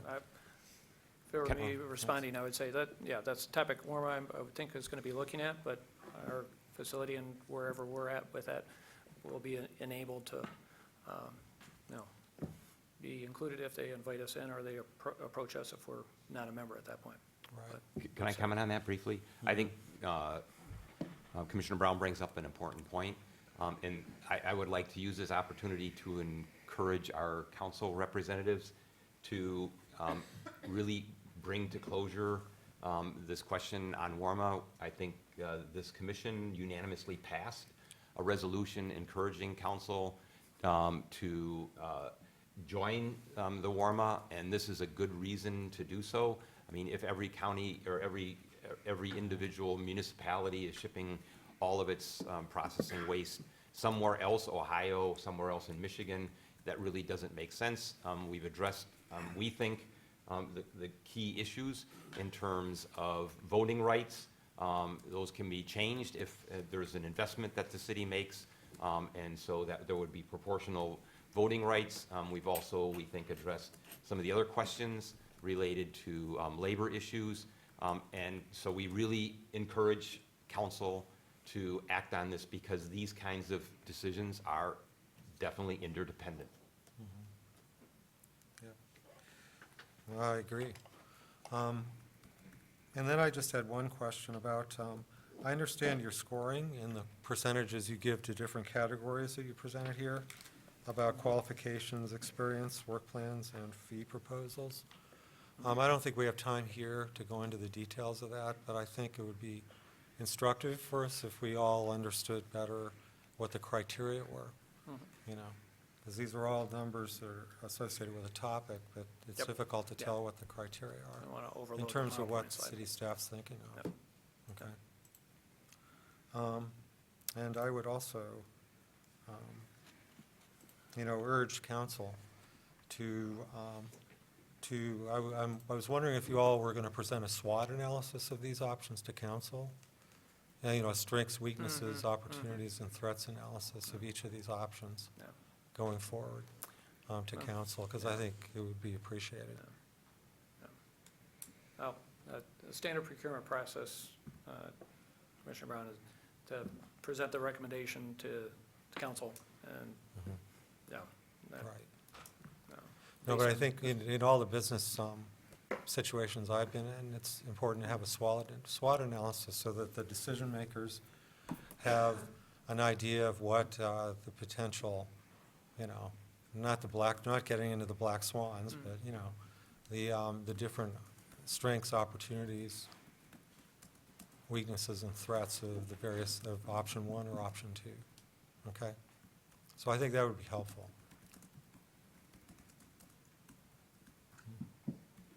Anything else? Okay. Well, thanks a lot, Carson. Thank you. Thanks, Craig. Thank you. Thanks for all the staff for coming, yep. I would just like to say for all of the people who are here to address us about the climate emergency, this is one of the things that we would be dealing with after the climate emergency resolution was passed. And I just want to make sure that you all paid attention to the dates. And if you want background on where we are and how we got to this place and what the issues are, I'm very happy to talk more with anybody about this. Okay. Well, the next item on the agenda is the climate emergency resolution. I think that I want to remind people that there's been some back and forth between myself and a few other commissioners to citizens who wrote to us. And it was all in the spirit of providing some information about what's happened here in the past, and both in the Energy Commission and the Environmental Commission. I think it seemed that many people were unaware that this body actually passed a very similar resolution in December of last year, almost a year ago, and that I'm having a lot of trouble finding the difference between this proposed resolution and the one that was passed a year ago. I think the only one that I've located is that our proposal had, the resolution that we passed proposed that the city get to carbon neutrality by 2025, I believe, but that the city overall get to carbon neutrality in 2040. And I think, and at the time, we thought that those were SMART goals in the sense that they were achievable. So, you know, with proper planning and citizen participation. And so these communications also we're encouraging people here to participate in the November 13th Town Hall, Climate Emergency Town Hall that city staff, the Sustainability Office, has organized. And I think, Robin, you were involved in that as well. So I would encourage everybody here who is concerned about the climate emergency, that I think we all in this room share that, every single one of us. And the comment that I had made about your personal carbon profile was not meant to criticize anybody. It was just meant as an educational exercise for all of us. And that was because I personally found this very instructive for myself about being able to measure my carbon budget, my carbon footprint, and figuring out how much it would cost me personally to reduce it. So for example, I only get on an airplane once a year to see my son in California. Everything else I drive, and it's more than 2 people in the car. So, you know, I know it seems marginal, but everything everybody can do, I think, would contribute towards this goal. So, maybe I can offer a little bit of explanation why we're having this discussion again. I think the 2 council liaisons, Council Member Bannister and myself, probably dropped the ball last year in not formally bringing that resolution to council. But, you know, I think we've had the discussion before. It's really easy to pass these resolutions. You know, I've sponsored God knows how many of them. Uphold the Paris Climate Accords, declare a climate emergency, you know, do this, do that, and, you know, it feels good to pass it, but there's nothing that comes out of it. And then we get to the budgeting process, and this energy behind, hey, let's do this resolution, goes away.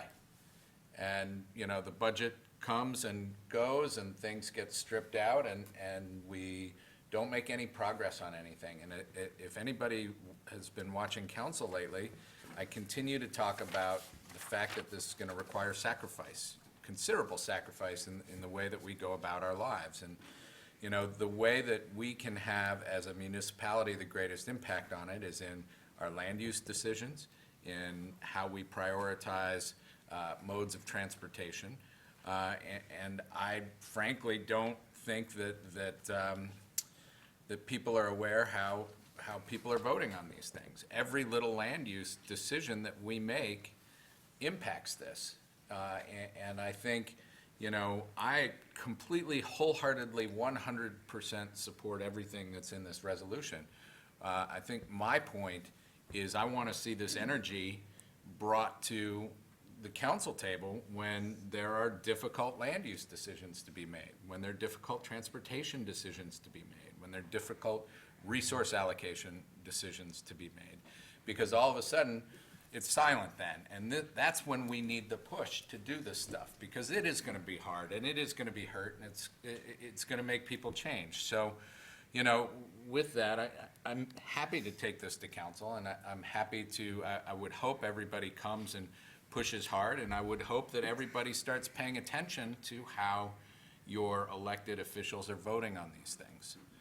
Because we don't have a newspaper in this town covering us. We don't have a local television station. We have WEMU periodically, but, you know, it's going to take work on everybody's part to make sure that the elected officials are taking steps to get to carbon neutrality. And I sit at that table, and we're not making substantial steps at all.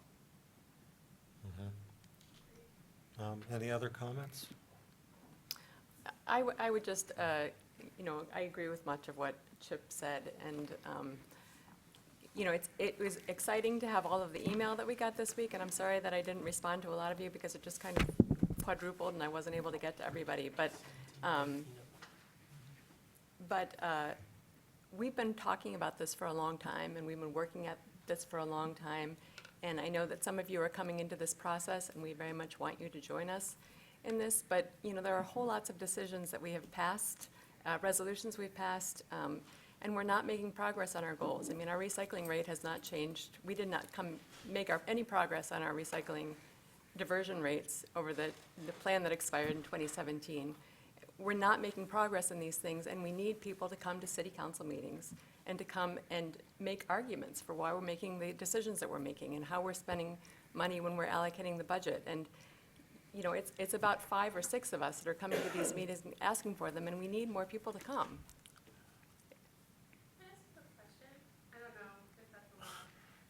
I don't see why not. It's brief. Many workers, many people who are in the city can't come to city council meetings.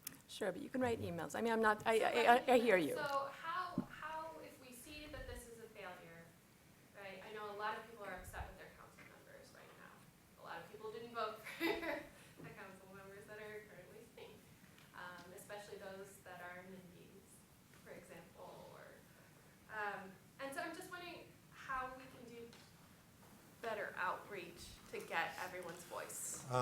Well, I think the city's Sustainability and Innovations Office is making the first step with that, with this Climate The summit. Emergency Summit on November 13th, which is a Saturday. It's going to be there are going to be things going on most of the day, and there's an hour and a half for the public to come. There are opportunities for people to volunteer, to be on committees, to gather information and help city staff with the planning process. So I think it's going to require as input from as many citizens as possible. And it's also going to require developing the political will in all the people who aren't in this room. So, we need to talk to our family, friends, and neighbors about, about what their concerns are.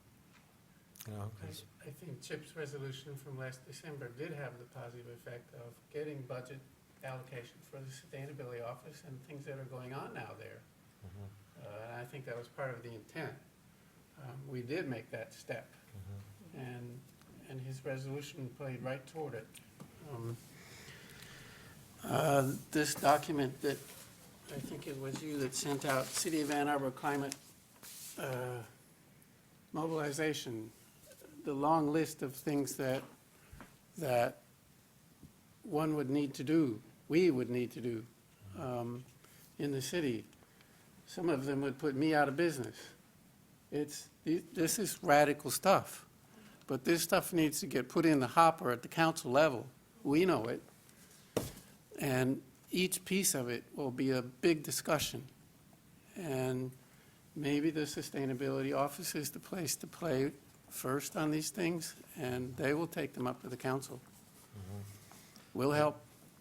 But also, for example, the Sustainability Office organized putting up solar panels on the roof of Fire Station Number 6 just last week. And a lot of that was fueled by volunteer effort because, the city has limited resources, so it's going to require a substantial amount of volunteer effort to help with things like that as well. I mean, real tangible work out in the city. But you chose they chose a non-union electrician, right? I'm not sure. To supervise it, which is not, it was noticed, right? Probably. For sure.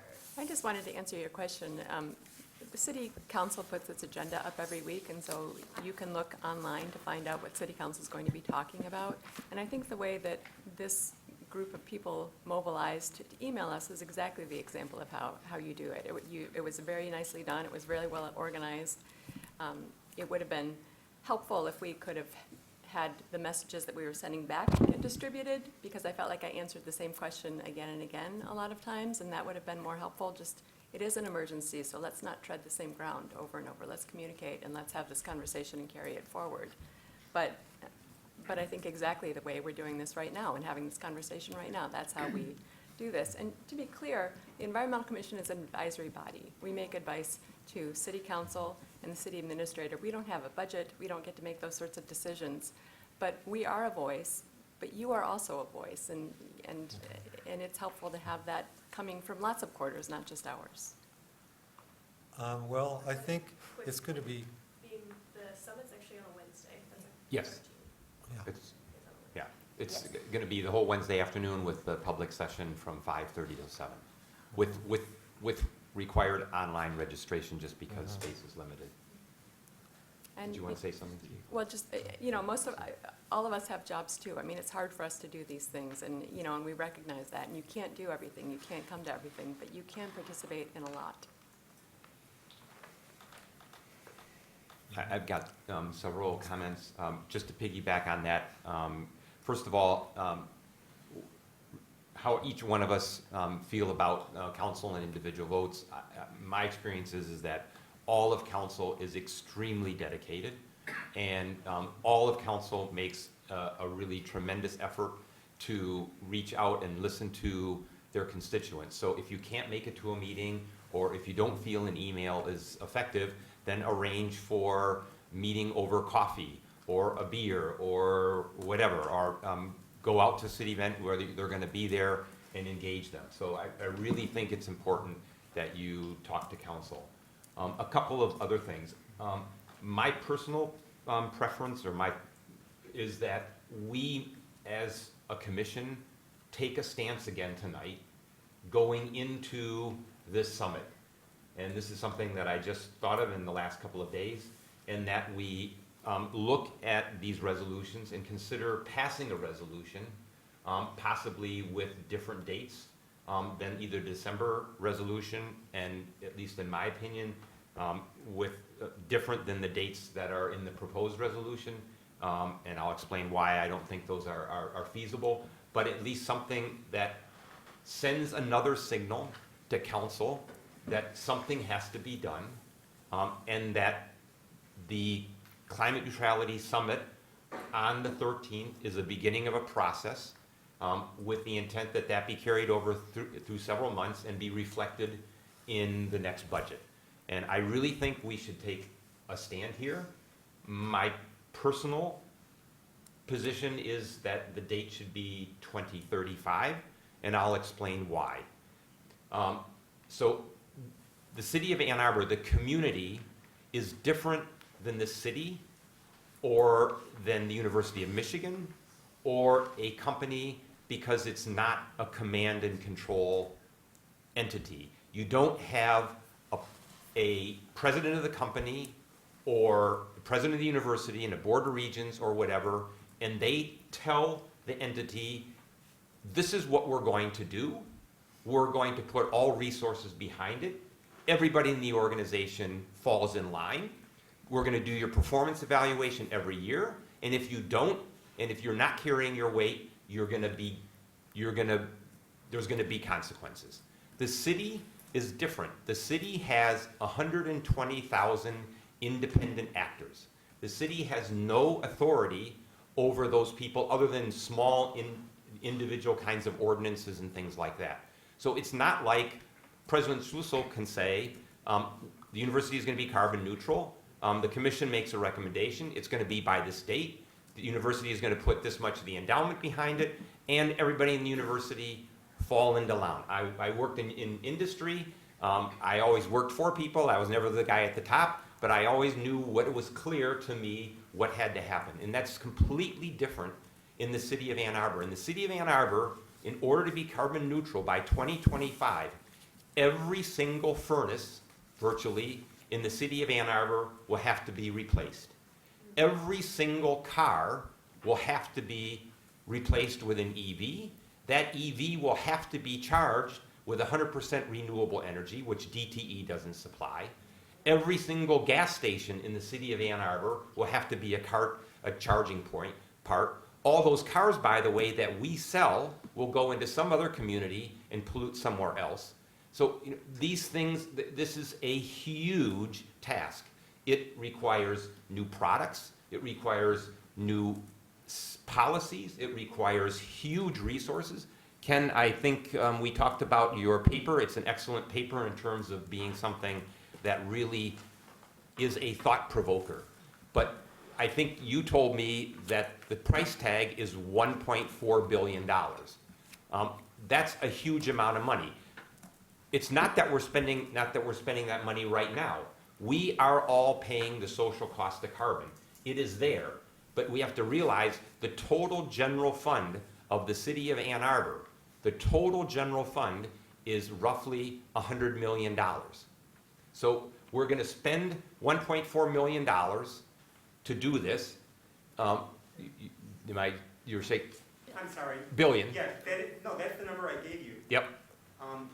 But less than half of that would be this, using my calculations, would be the city's cost, Yeah. still a huge amount. Right.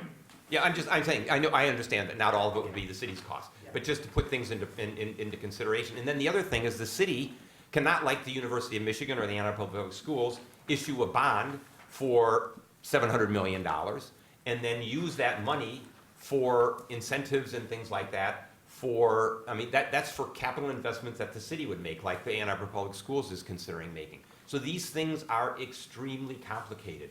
It's, in my view, simply impossible to get 120,000 actors where there's a constituency for everything in the city you know, with their desires for extra money to meet 2025. I'll bring this to a point. I think we should make a statement.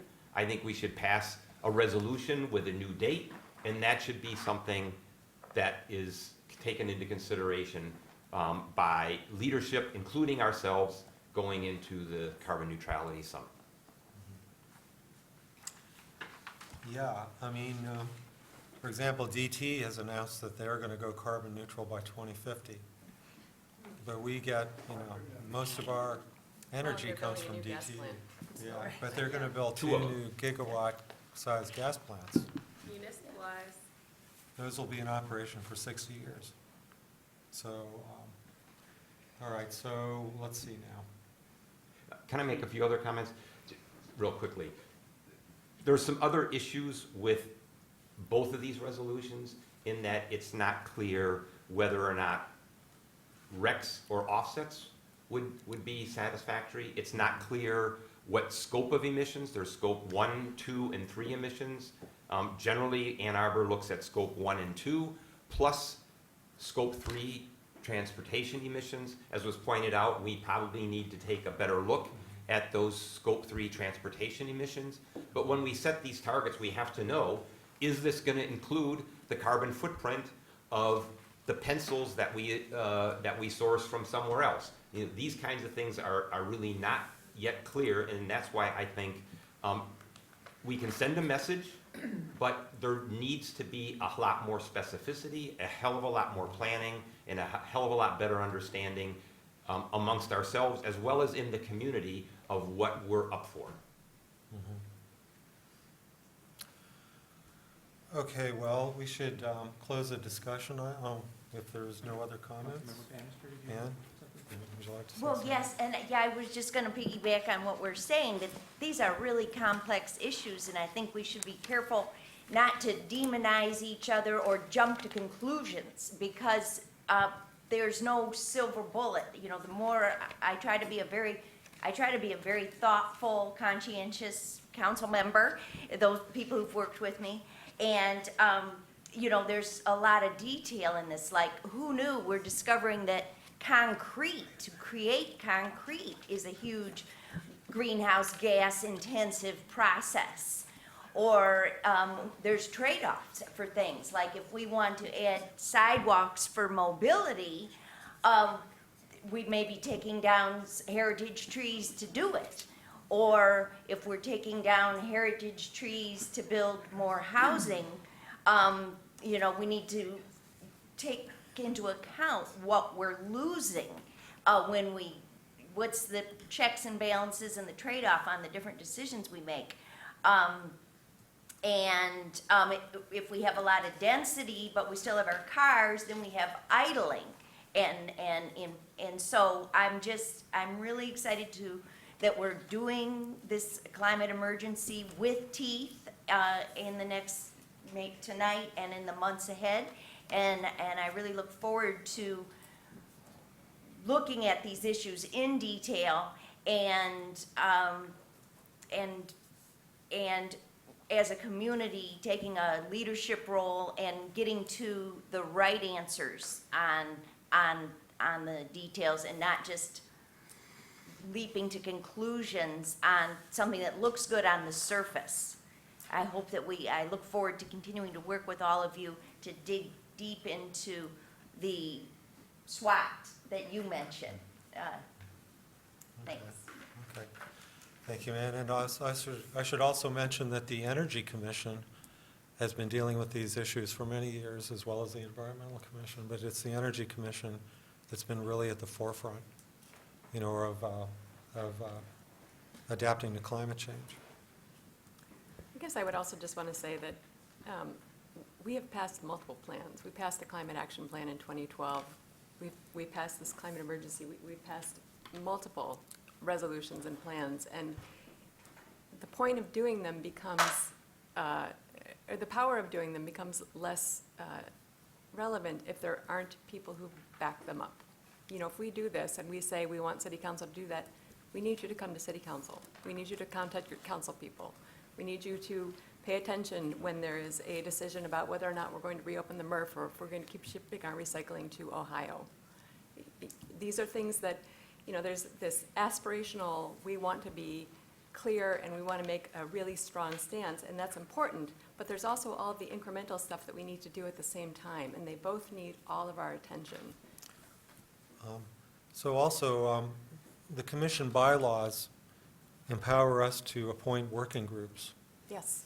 that only need to have a single commissioner on them. And so this could be a forum, both at the Energy Commission and the Environmental Commission, for us to develop groups to work out various planning, to do various planning and analyze costs, benefits, so on and so forth going forward, so that we can present a more coherent and cogent package to council for their consideration.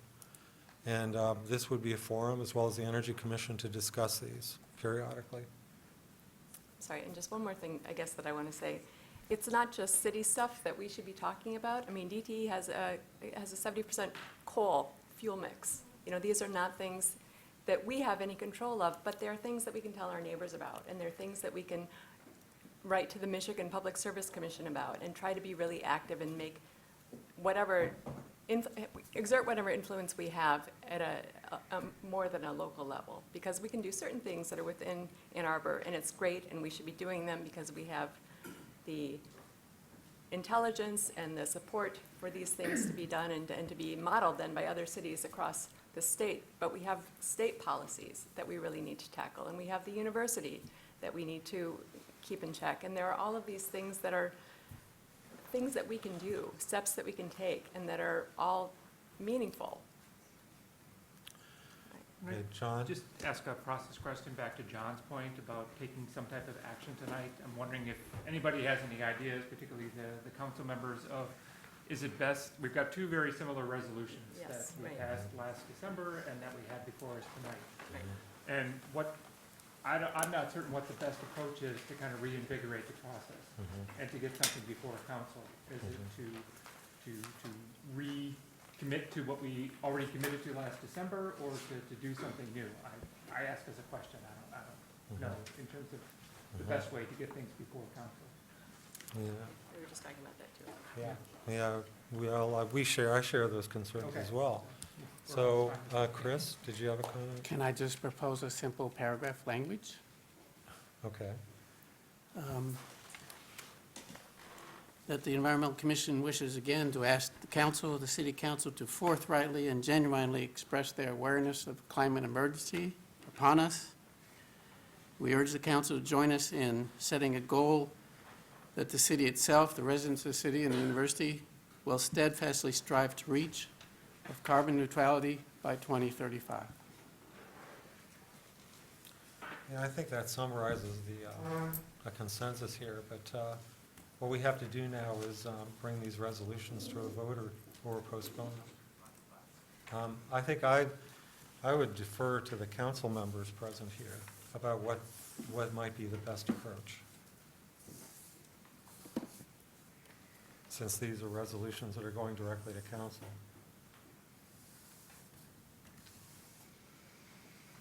Well, we don't have one on the table, so, and if I made an official motion, you would have one on the table. Yes.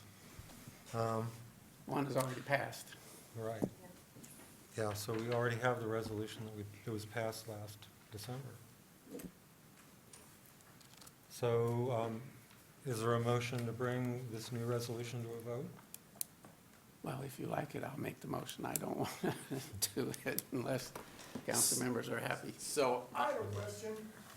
Does this resolution really comply with IPCC timeline? And if it doesn't, why would we even bother with it? IPCC. What you're saying with 2035, does that timeline, I mean, are we just pretending that we're doing something? Shouldn't we be setting 2030 at the most, and really 2025?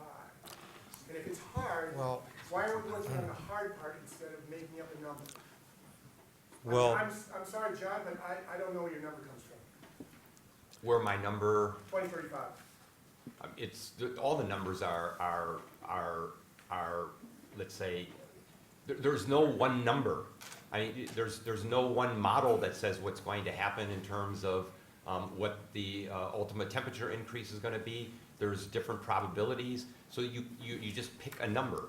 But I can tell you 2025 is impossible. I've worked in huge organizations, and this is not possible when you have 120,000 individual actors. The company I worked for had 400,000 employees with over $80 billion in sales, and that might be possible in a company where someone at the top says, we will do this. It's not possible in Ann Arbor. So I'd rather pick something that really is super tough, and that, yeah, you can't tie it to anything. I mean, the Paris Accord says we have to be carbon neutral by 2050. So this is substantially ahead of that. A city like Ann Arbor has to be way ahead of everybody else, because not everybody else has the resources that we do. So I agree with you. 2050 isn't good enough for a town like Ann Arbor. 2025 I don't believe is realistic, and I think that's one of the charges that can be to this summit, is to come up with something that is real, that is resourced, and that is not something that is just a political statement that says we're going to do this and we're going to, just like some of the other things, pass a target for affordable housing and then not have a plan and not have the resources, or whatever it is, infrastructure or whatever else. This should be something that is really founded in somewhat in reality. And yeah, that's why. I'm concerned it's real and it doesn't do any good.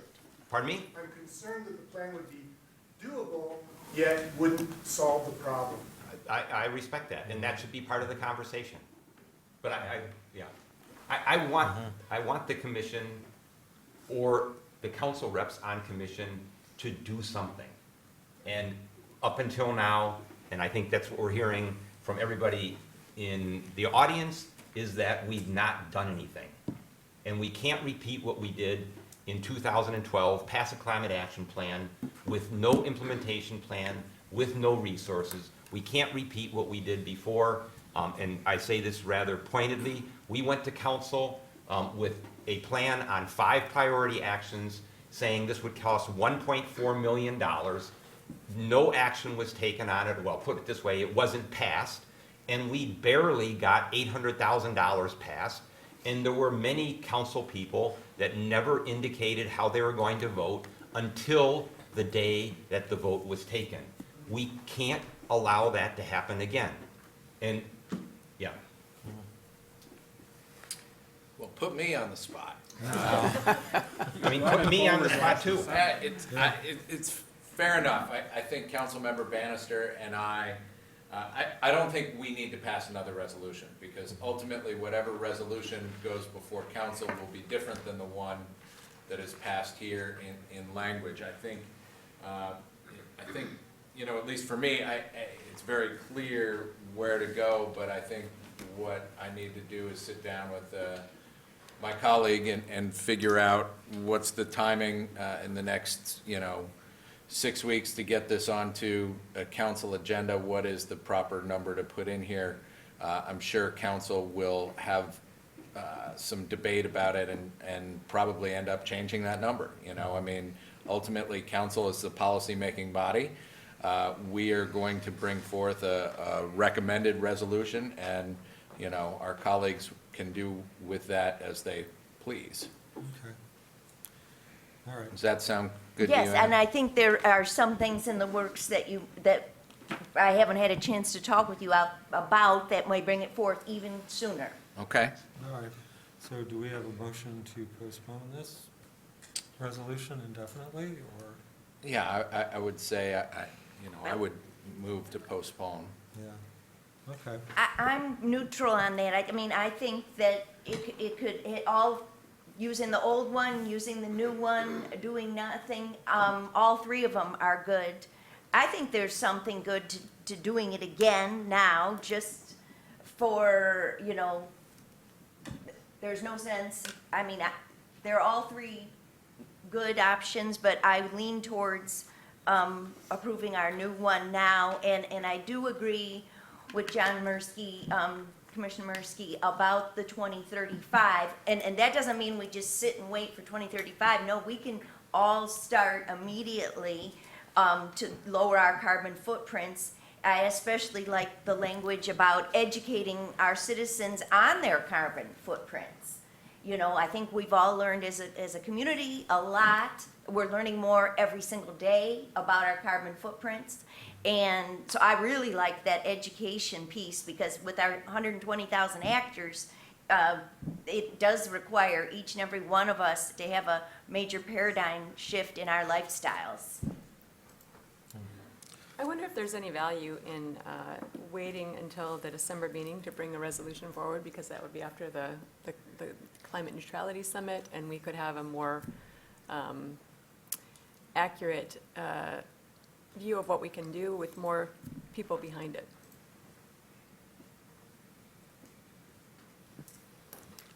Yeah, all right.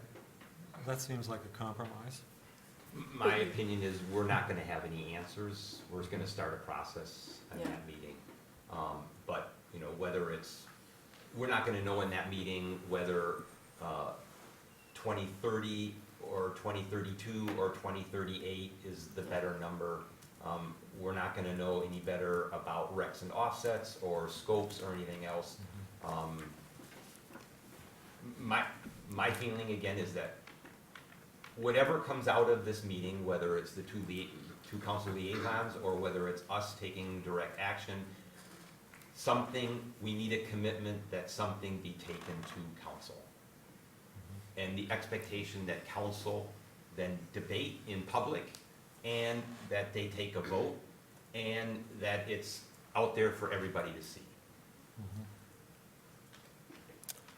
So it's not clear to me, we already have this one resolution from a year ago that was communicated to council, but, I don't know, I'll commit right here on television, you know, going out to millions of people, that I'm happy to bring what we've passed up to council, but according to my colleague, there's something else in the works that I don't know about. okay, well, A question? yeah. So that was never voted on, Chip? No. Okay.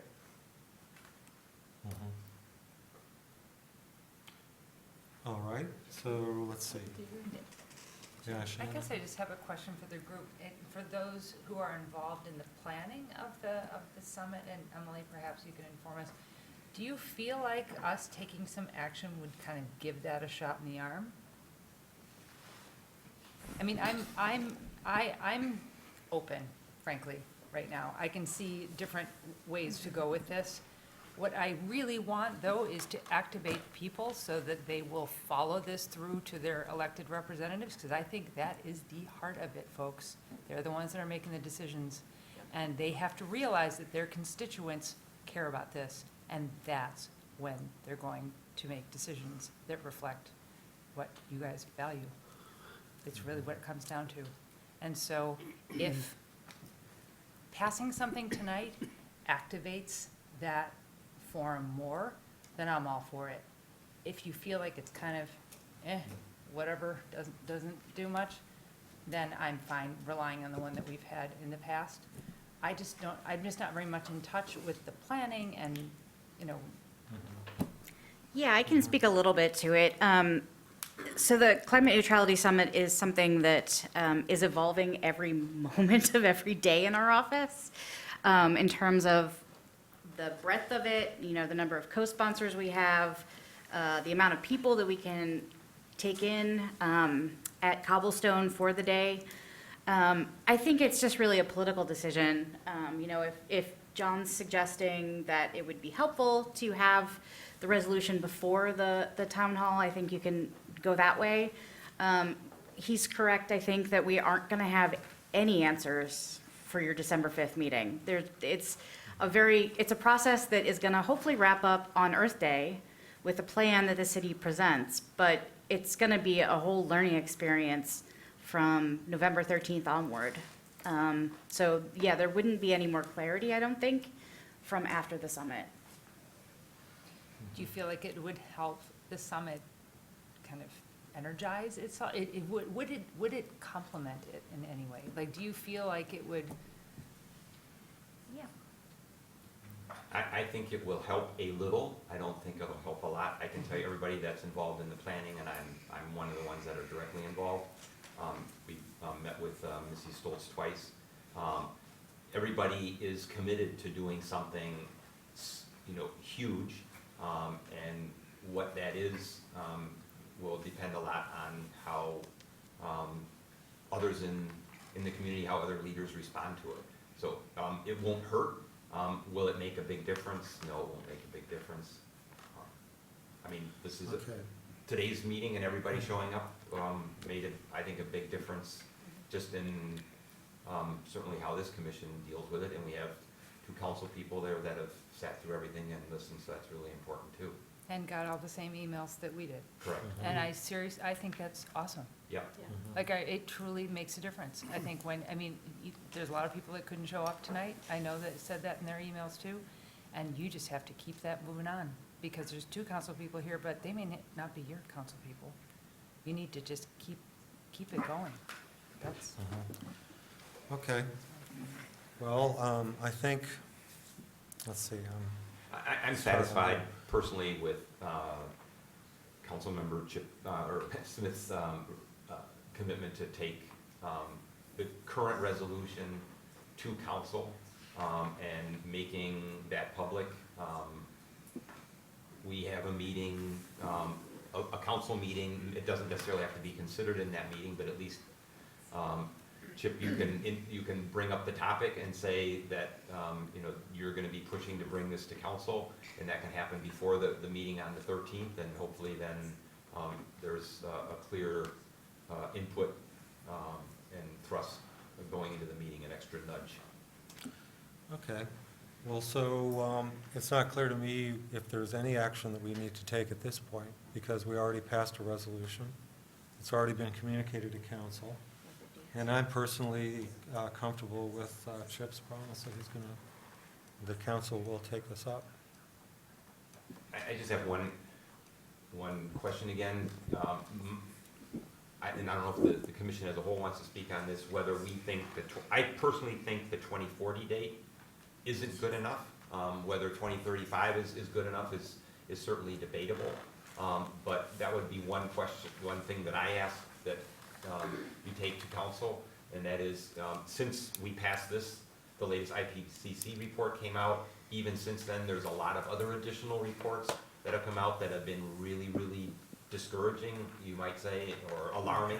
And so that would be the one change that I would ask that you at least bring to council, that we pass this, that it isn't good enough, and that council take it up. Okay. So do we need to express this formally? I don't think so. Yeah, I think ultimately, in this for everybody in the audience and all of our viewers at home, I will get something in conjunction with Councilmember Bannister so that it's on the November 6th agenda. 4. Okay. November 4th, sorry. 4th? Okay. Thank you for that correction. Okay. So, so let's move on. I think we have a consensus here. I guess, should we all vote on that? Is there a motion to accept? What are we voting on? We don't need that. We're already voting on Yeah. it. We already voted. Yeah. So the next agenda item is the food gatherers. Eileen, thank you for your patience. Thank you. Hi, everyone. Good evening. Thank you for all your hard work, not just tonight, but Can I just make one other last comment on the climate thing? I've committed to attend the Ann Arbor Individual Visible meeting on Saturday at 3 o'clock to talk about what people can do to keep this conversation going. And so anybody that can attend, I encourage you to join that meeting.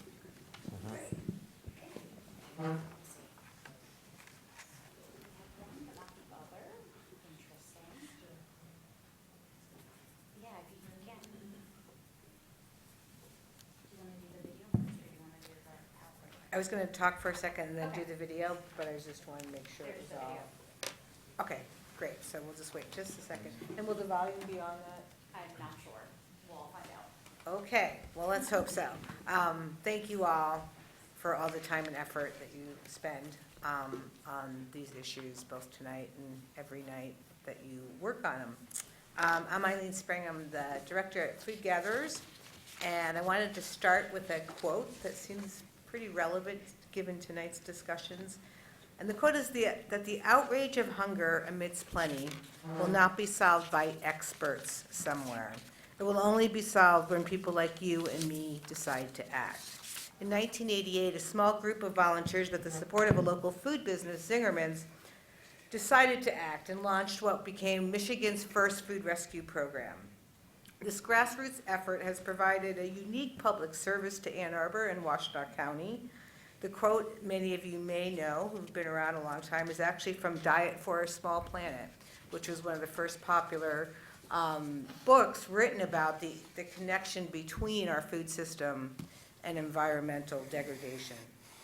For 3 decades, Food Gatherers has been on the front line of the interconnection of these issues of food insecurity and climate change, diverting food that would end up in landfills to the plates of the 1 in 7 of our neighbors who experience hunger.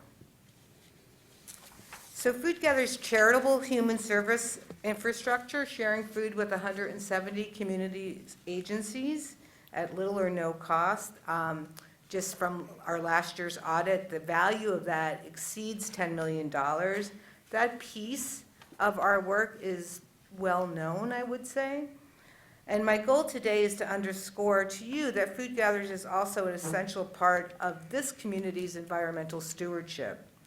I hope to persuade you that annual operating support for this food recovery infrastructure is a really smart and logical investment of public resources and is aligned with your zero waste goals, and also that it's necessary for Food Gatherers' long-term sustainability.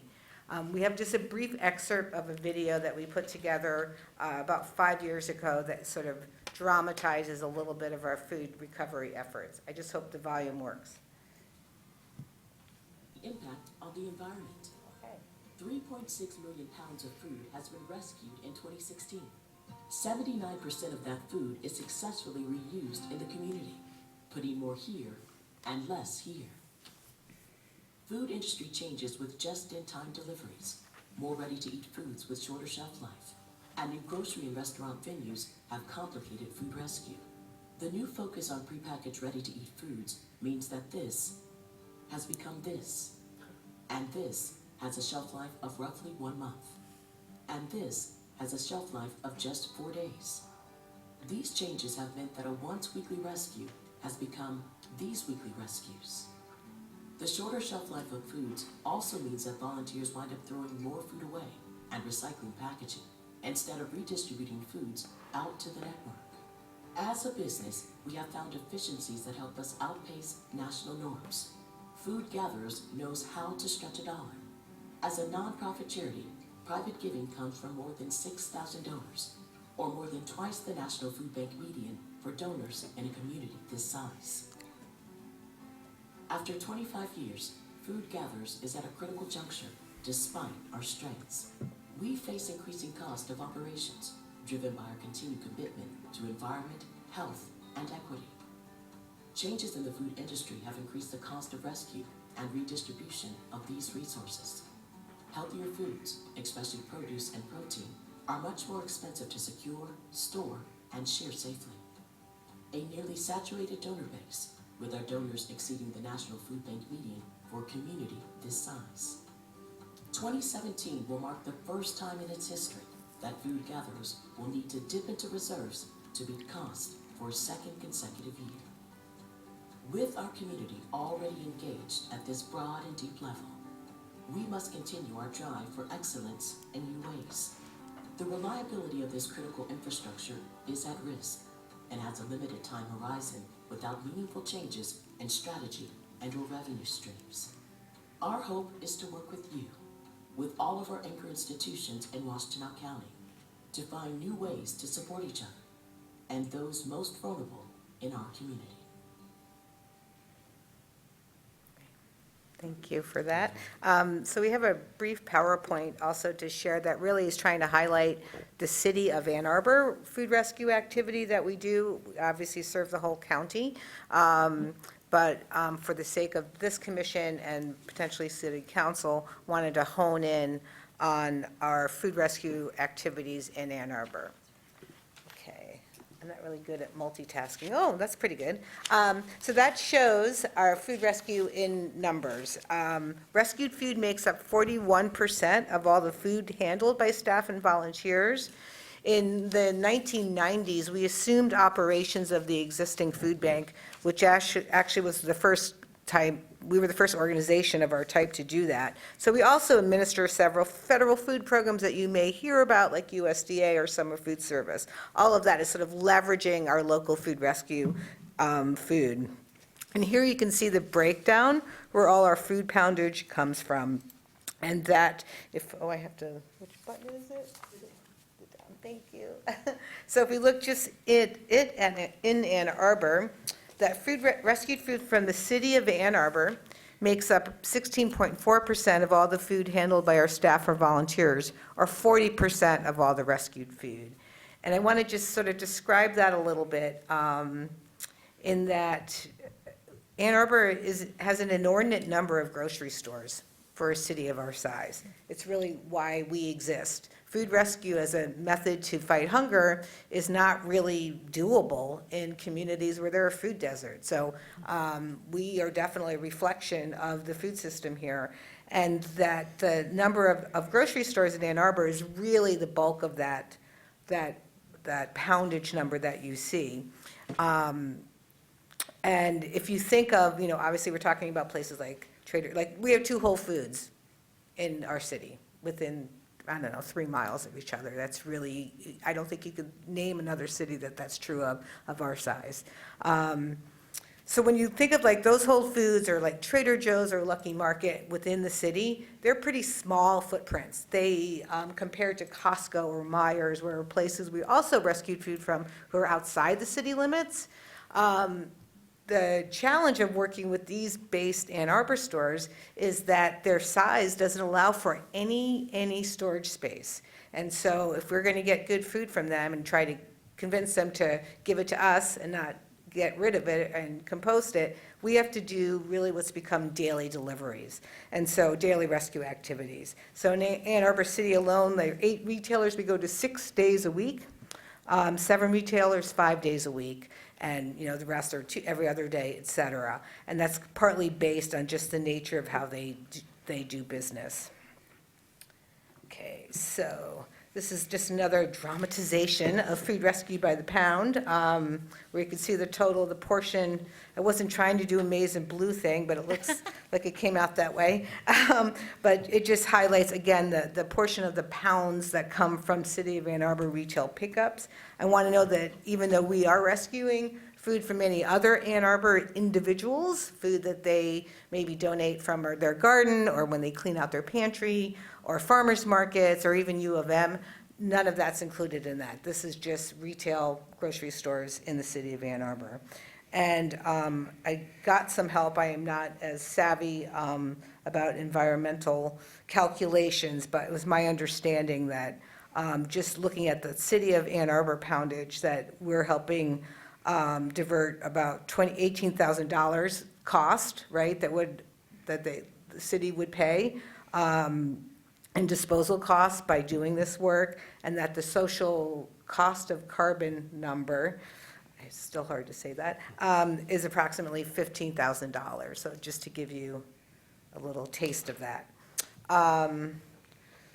The cost of food rescue, we've been doing this a long time, and as we evolved, it's just gotten much more complex and more labor intensive and difficult to do. As you know, the city doesn't have a place for commercial food businesses to compost, and so we actually contract with organics to pick up our composting. That's a pretty good deal that we pay them, given the amount that they come, because they have worked with programs like us throughout the country to give us a discount. It's not guaranteed that we get it every year. When we do pay city trash fees, we're in the process of seeking a waiver for a portion of that, because the city charter or its solid waste charter allows for a portion of that to be waived, and we've just submitted that. And the rest is really, we're just really showing our staff costs. We pay a living wage because we are in Ann Arbor and are required to do so. And we actually compete with food businesses who are not required to do so, and that's always an interesting tension. And again, understanding the value of the services and the cost savings that we're providing. When we really, if we were to really show the infrastructure cost overall at both maintaining our warehouse and the community kitchen inside the Delana Center, which serves daily meals using primarily rescued food to people who are staying in the shelter and others in need, we really, if we were just applying that 16% piece, it's about $400,000 in our total sort of operating cost. So the other thing I think is really key in talking a lot, tonight about community engagement and how to get folks involved. We have always believed that there's a role to play in the fight against hunger, and we have been really amazingly successful in engaging volunteers. We have more than 7,000 individual volunteers that show up at our kitchen or our warehouse every year. That service alone, if you use the independent sector, has a way of volunteering that sort of labor. It's valued at more than $1.8 million. So again, you get a sense of all the activity happening at not that cost. This picture I like particularly because I'm pretty sure these are folks who work at the EPA who, during the government shutdown, spent several days in our warehouse sorting food, and I didn't even really know that till I was putting the photo. I'm like, oh, this is perfect for this, right? Because here are folks that understand this work. And it shows a little bit of just the kind of activity that has to happen. That's a box of produce that may have been picked up, unsorted, could have a ton of produce in it, could have a couple cans of tuna in it, could have God knows what. And that's how we get it. It all has to become brought back to our warehouse, inspected and sorted, and distributed generally within 24 hours. I also want to mention about our volunteer force is that we really have found ways to engage people very deeply. And of those 7,000 volunteers, about 18% of those folks are people with disabilities and special needs that have found our activity in our warehouse to be a very welcoming place, and that we're able to, a lot of people will assume we have retirees and obviously college students, but we really are touching just about every sector in our community, both in our hunger relief activities as well as in our community engagement. So, again, just wanted to highlight the community engagement activity from just exclusively Ann Arbor perspective. About 50% of those volunteers are actually residents of Ann Arbor.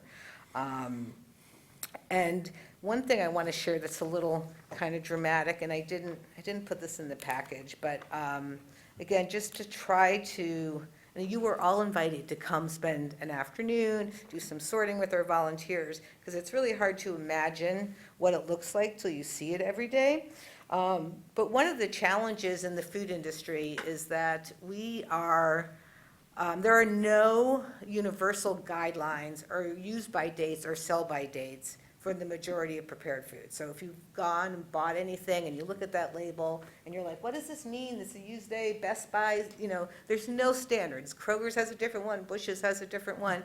So what do? Because we have to abide by really pretty stringent health department guidelines. We have to ensure that the food we're distributing is safe to eat, and safe to eat for a couple days after we're distributing it. The people we're serving are already really vulnerable and often have compromised immune systems. So we have to be really, really stringent around food safety and experts in it, in addition to logistical expertise and volunteer management, and which is really tricky. So We used to be able, this is like a little magnet, it says stretch your food dollar, and it has these guidelines about you can use, eggs, cheese, and yogurt 14 days after the printed perishable food date, et cetera. We used to be able to condense this in something, this size.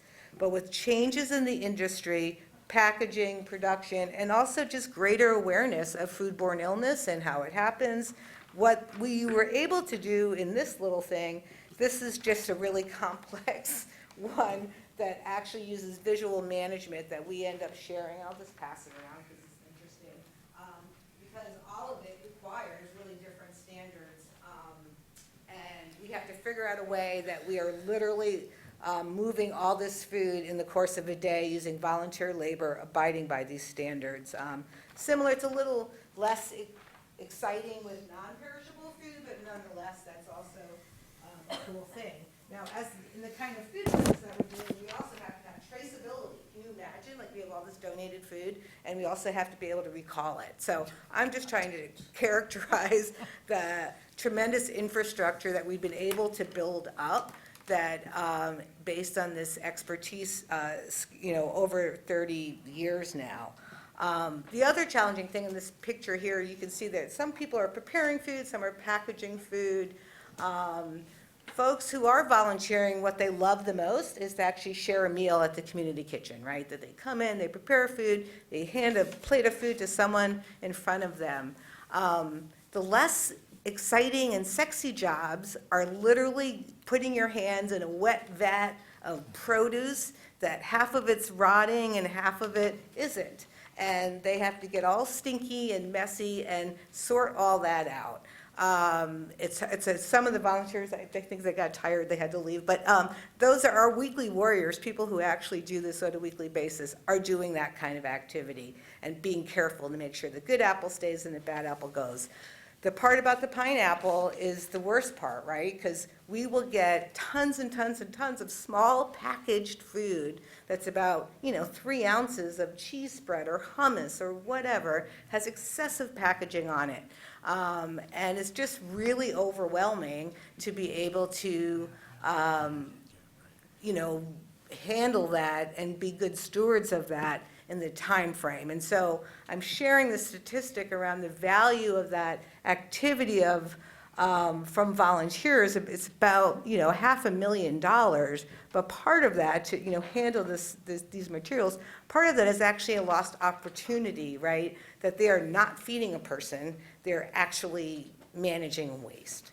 But we have great citizens here, as you know, you talked to many of them, who are deeply engaged in this work and believe deeply that we can do both. We can be good stewards for the environment and good citizens and help feed people. And so that's really the gist of the data I wanted to share with you, but I'm happy to answer any questions. I know this came up when I was chatting a little earlier with a volunteer.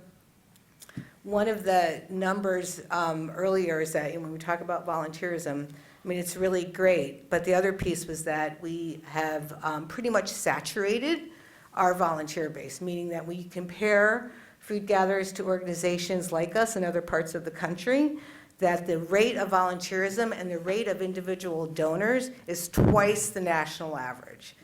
It's impressive, and we're really proud of that, but it means we have nowhere to go, right? That we can't grow our volunteer program much more than that 7,000, which is pretty intensive, nor can we raise the charitable dollars that we're using through private philanthropy at the same. We can't just keep it up because we've already pretty much saturated the market now. It doesn't mean we're not trying, but we already know that we have pretty great private support when it comes through the charitable work, but we are currently not receiving the support for the kind of waste reduction infrastructure because people when they give to a charity are giving to us because we feed people, not because we're diverting food from the waste stream.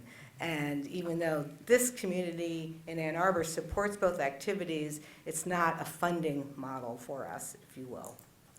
So I'm really eager to talk and hear some questions, and I know you all want to go to bed soon, so.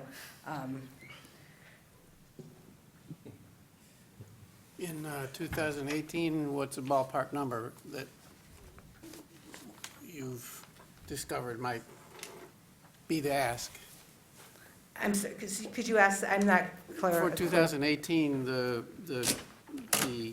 cost of disposing in the landfill or recycling or disposing of your organic waste was what? What's your ask for support from the city on 2018 numbers, more or less?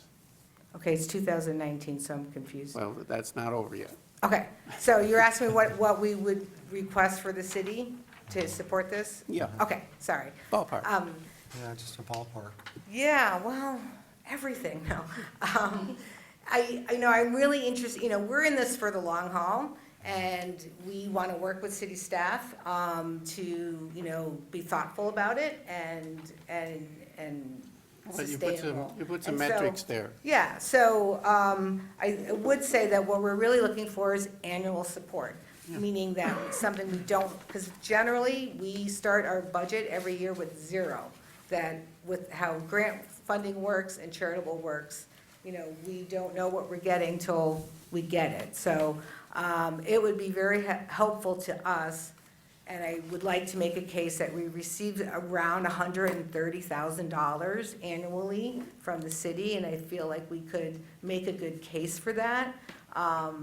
But I am not aware of all the particular funding streams, right, that the city and the solid waste budget, has. So I don't want to throw the baby out with the bathwater, right, and lose some other essential service that we depend upon. But I do, that would go a long way in providing some stability for us in this ongoing work. Question? Yeah. So thank you very much for the presentation and Thank all the you. great work that the organization does for our community and communities around us. Question, I wanted to get a better understanding of reading the resolution and what you've stated as savings for the city of about $18,000. And I'm wondering how that's calculated. I could see a savings for the stores that you're working with, but I'm wondering how is that accrued back to the city?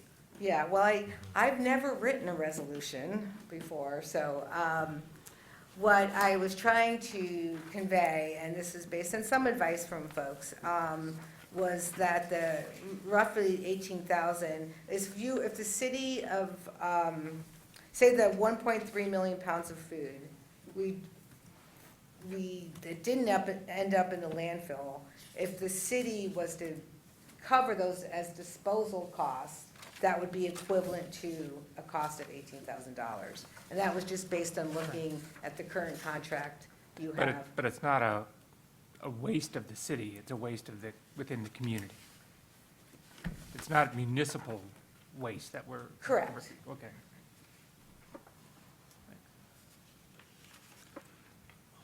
But it costs the city to move the waste of the grocery stores, I guess is what Yeah, we're trying we to would, say. we would otherwise pay this in a landfill cost that we would pay. So this But- is, instead of going to landfill, it's, I understand the value of it not going to a landfill, but Yeah. it isn't a business cost, not a municipal cost?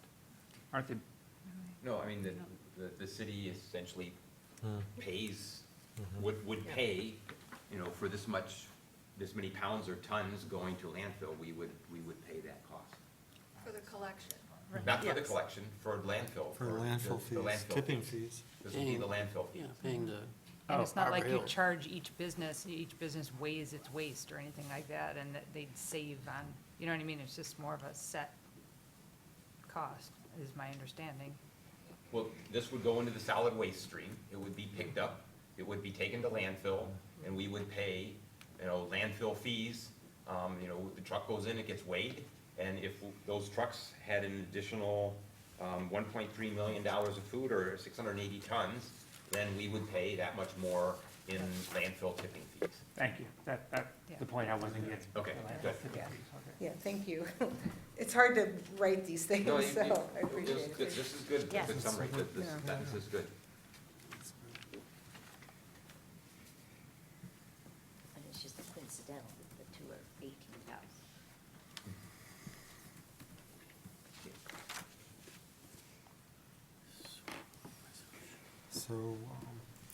So have you gotten a legal opinion from city staff about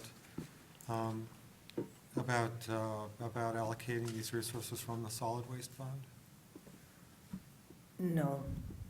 I can step in and just, so they've turned in a proposal that they meet the requirements of Section 26, I believe, of the Solid Waste Code that allows them a certain amount of trash services that the city would cover. So they've turned in their 501c3 and 501c9-ish thing to us, and then we sent it to legal. So it's at legal right now.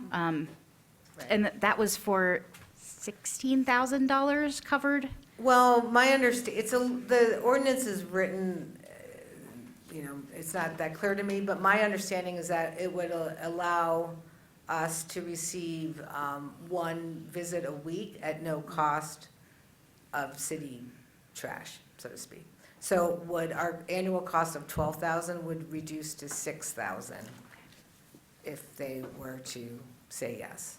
So this is a small amount compared to the larger ask that she's here today for.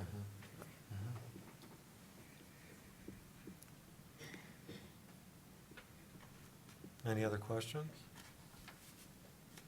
What is the larger ask? I don't, I'm not- Well, I'm happy to develop this with people, because I recognize it's an unusual thing, but I feel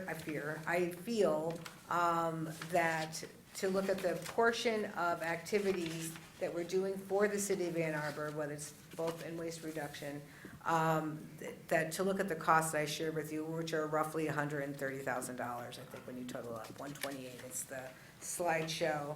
So that would be underwriting the cost of, our cost to compost this food, the fee that we serve, the current fees that we pay to the city, and some of our staffing costs. Is there a reason why the $130,000 isn't in the resolution? I don't really know how to write resolutions, so I was trying to, I was seeking advice about how best to do it, because I think there's two ways. My goal is to really start a conversation and a process for which to work with city staff on an ongoing basis to do this. And so I think, that's kind of where I was coming at it, but then when I was getting advice from different people, they're like, put a number in it. So I'm trying to do both things to please everyone. But I could certainly amend the resolution to include a specific price or specific cost. It's just, I haven't seen how the sausage is made back there. So seeking advice about how best to do it in a way that's respectful and thoughtful and productive. I'm wondering if the Heritage Trees resolution that we're also talking about couldn't help to provide a little bit of guidance here.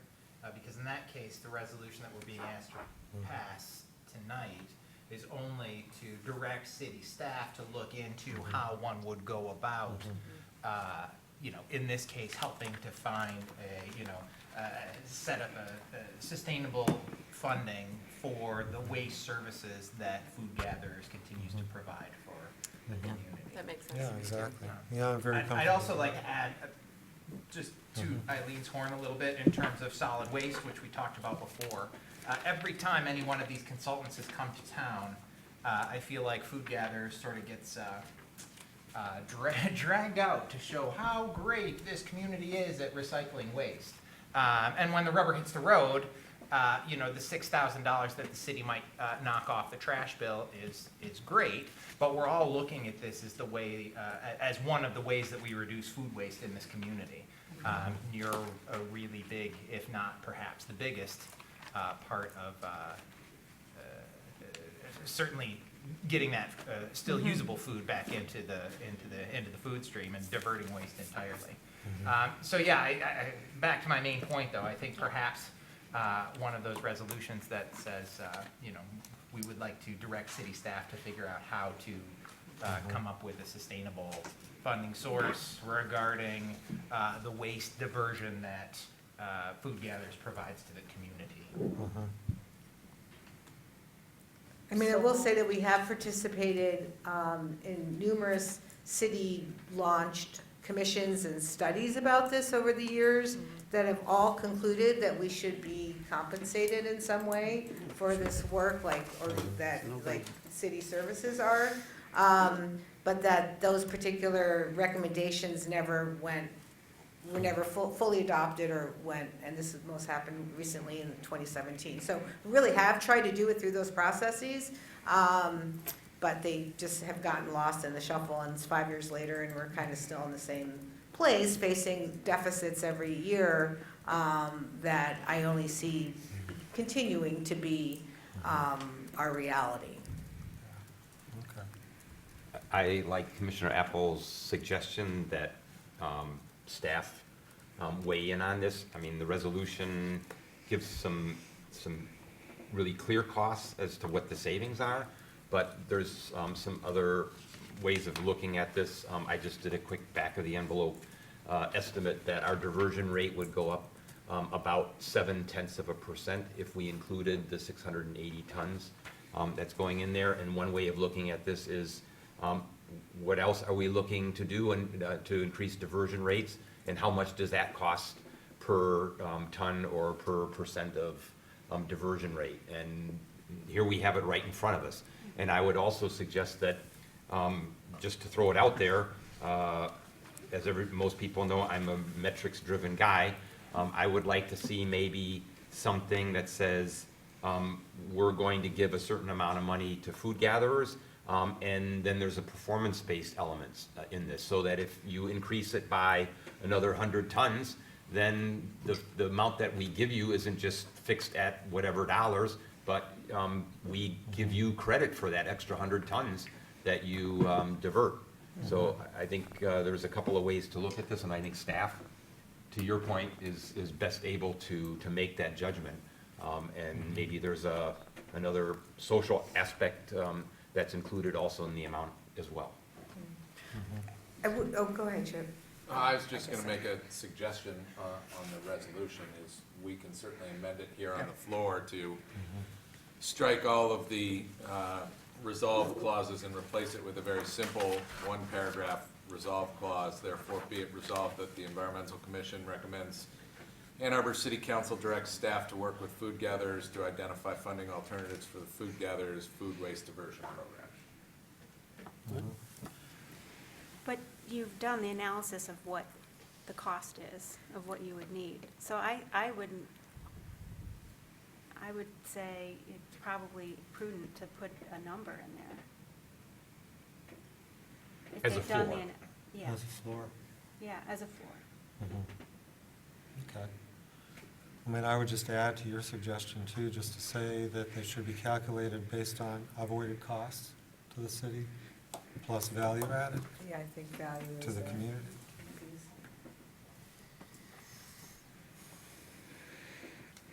And this conversation that preceded our presentation is very interesting, and learning more about the upcoming initiative on the 13th, that I do see, we do a ton of education, both directly and indirectly, about how to manage food waste, and on the individual level, right, as well as a community level. And I think that we have, just an opportunity to advocate and promote some of the sustainability issues that you will be, working on, and we are happy to incorporate that as best we can in our advocacy, in our volunteer engagement, and our education.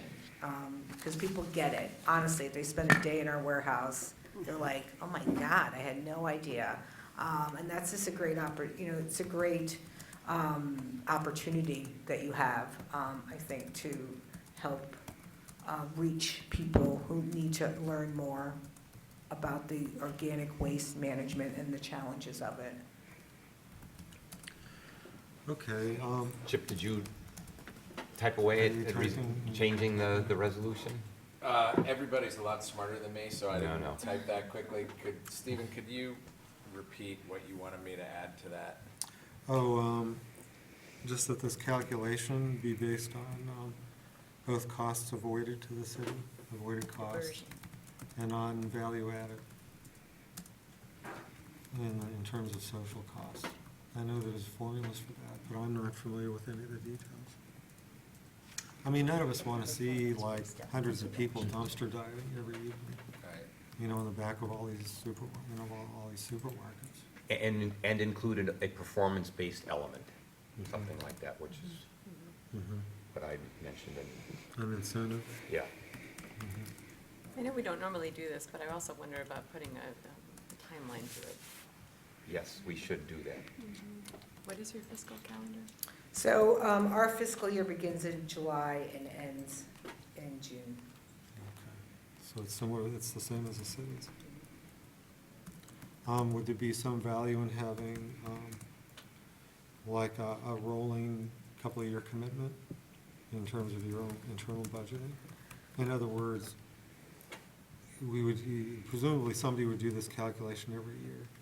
Yeah, that's the tricky piece, and that's why it's helpful to work with staff on this, because, we can't guarantee, right, that these Ann Arbor businesses are gonna give us 16% of our food rescue. It could end up being 30% one year or 12%, because it's a very volatile industry.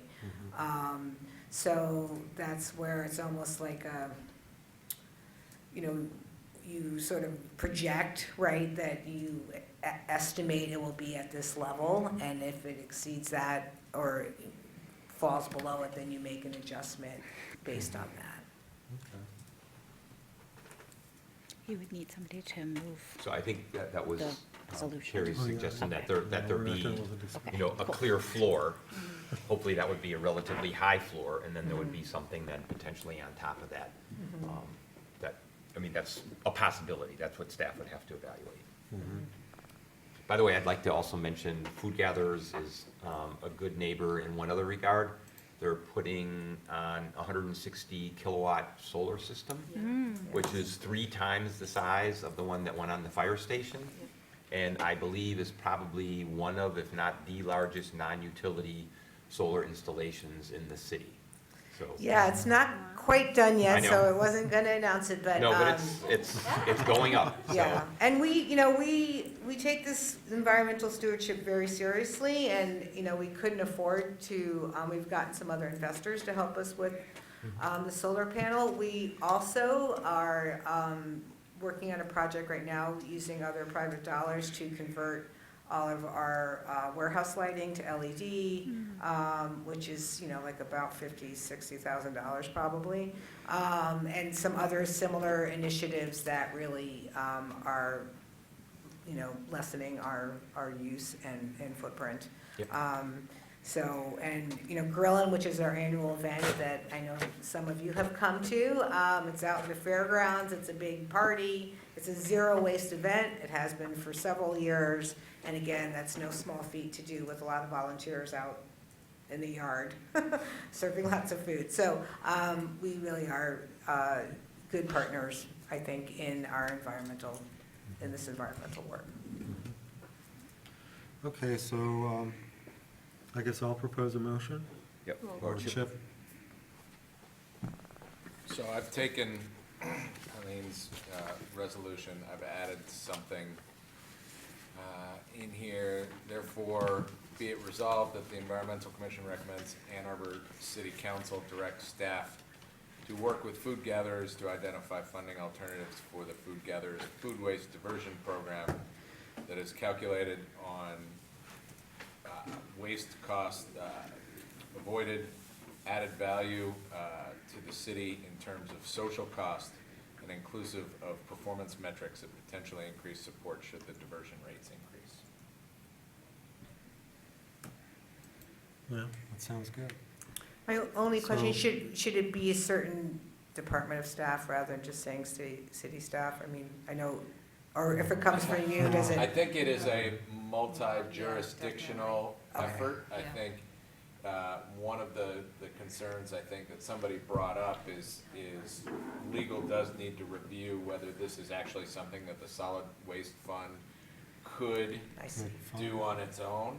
I think ultimately there are a number of different departmental actors that have to be involved in it. Yeah, I would suggest the sustainability office and also the waste management. It's really more public Operation. works. The Yeah, Public Works. it's not really sustainability office. It really is probably Public Works. Eileen. Yep. Which is, when we leave it vague, it goes to the Another city Eileen? administrator. How convenient. Exactly. Okay. Is it reasonable to put a timeline to start that conversation, to say that we would like that conversation just to accelerate it and prioritize it? Well, it should be finished by the time the budget is proposed. Yeah, I mean, I think both of those things should tie together, right? I mean, it's, yeah, we need to know it for our budget, they need to know it for theirs. Right. Mhm. Well, I know, And but in some anything, language. and Councilmember Bannister could probably attest to this, is anything council would pass would have a timeline tied to it. Yeah, I think, we usually start our budget discussions in December. We have our first meeting, so maybe Mr. Lazarus should start including this in his stuff by December, that initial meeting. Well, the December meeting is our retreat to set our priorities, and then the budgeting process is January, February, March, and then we get it in April. So, you know, if we're working with staff over the next 2 months, I'm sure that this can be worked out. You know, it just takes a little push to do that. And I just might, some of those, the priorities are already set in many cases. So that's why I was trying to get this on in that December meeting, so they'd be part of his prepared priorities for us. I don't see any harm in. I mean, I guess not. We don't really usually drill down that far into the detail in December. It is more kind of 50,000 foot, you know, what priorities should we be working on? And it wouldn't necessarily, at least my experience in doing this for the couple of years that I've done it has been, we would talk about, a goal of ours would be increasing our waste diversion or our organics collection. We wouldn't necessarily get into the who is going to do it and how much is going to be done. It would have to come out of that. It would have a priority based on council's feedback at that December retreat, and then that would be then incorporated into the budget. I know. Call Sorry. the question. Sorry? Call the question. Which means you take a vote on it. Yeah, all right. Well, there's been an amendment proposed. I think the first item was to strike these 4 resolve clauses that currently exist, and to add a clause that Chip has just recited. So, so do we have a motion to So accept moved. the amendment? Second. Okay, all who approve, say aye. Aye. Any opposed? Okay, it passes unanimously. Yay, thank So- you so much. And now Do you we vote do- on the full Now we thing. have to vote on the full amendment, on the full, I retract my thank you. so do we have a, oh, wait. Chip moved So- it, so you just need a second. Chip moved it? Okay. Okay, I'll second it. Whoever approves this amended resolution, vote aye. Aye. Aye. Any opposed? It passes unanimously. All right, well, thank you, Eileen, for all the service that Thank you. Food Gatherers does to the Good job. community. Yeah, thank you all very I mean, much. I'm- Glad you came up here. Thank you so much. Take our thanks back to all the volunteers. Oh, yeah. Okay, next item on the agenda is the natural features. So this should be non-controversial, but Heritage trees. I would move the resolution we put in front of you. It simply asks the council to request that staff assist the Natural Features Working Group and the commission in developing some relatively minor changes to the code that would increase protection for large and special and culturally important champion trees. In essence, it means adding another category on the landmark tree list, typically with some sizes that are a bit larger, and those would be the heritage trees, and we would change the mitigation requirements, increasing them where trees of that size are involved. What is not happening here is regulation of trees on property zoned single-family or two-family where projects do not go through the site planning process, whether vacant or already built upon. And we're losing a lot of trees on those properties. And as some of you may know, the issue on the property on Packard came about because it was zoned single-family prior to having a site plan on the table. And so there are no protections for the trees on that property, essentially. We're going to go back to work tomorrow on that problem. But this problem has to do with heritage trees that do go through the site planning process. Okay. All right, so, yeah, I had a minor comment, it's just that sometimes trees are cut down for safety reasons. You know, There's a scoring procedure with any tree that has to come down, that if it has to come down for safety reasons because it's rotten or dead or whatever, there's a whole scoring system that happens within the code. So Okay. that's essentially covered. so that's covered already. Yeah. Okay, all right. So is there a motion to? I'll move that. Sorry? I'll move it. Okay, any seconds? Second. All right, do we approve this motion, this resolution as written? Aye. Aye. Any opposed? It passes unanimously. Thank you. All right, thanks, everybody. So let's move on quickly through the rest of the agenda, which would be reports from the committees, other commissions, council and chair. Do you want to specify the order, or let's say, all right, from committees, let's do the committees from the Environmental Commission. The Solid Waste Working Group has been working on metrics, and I think we'll have something to present at the next meeting, on metrics for solid waste, for the sustainability framework. Anything, Chris, any natural features beyond that? You did a big help tonight, thank you, and as I say, we're going back to work tomorrow to work on the single-family, two-family problem. Okay. The water group? The water group has met, we talked about. Susan, your mic's off, I think. Sorry. The water group met and we talked about some alternative goals that we felt like we could accomplish given the staffing level that we have, and we expect to have something to bring to you at our next meeting. Okay. So other commissions now, anything for parks? Okay. Anything from energy?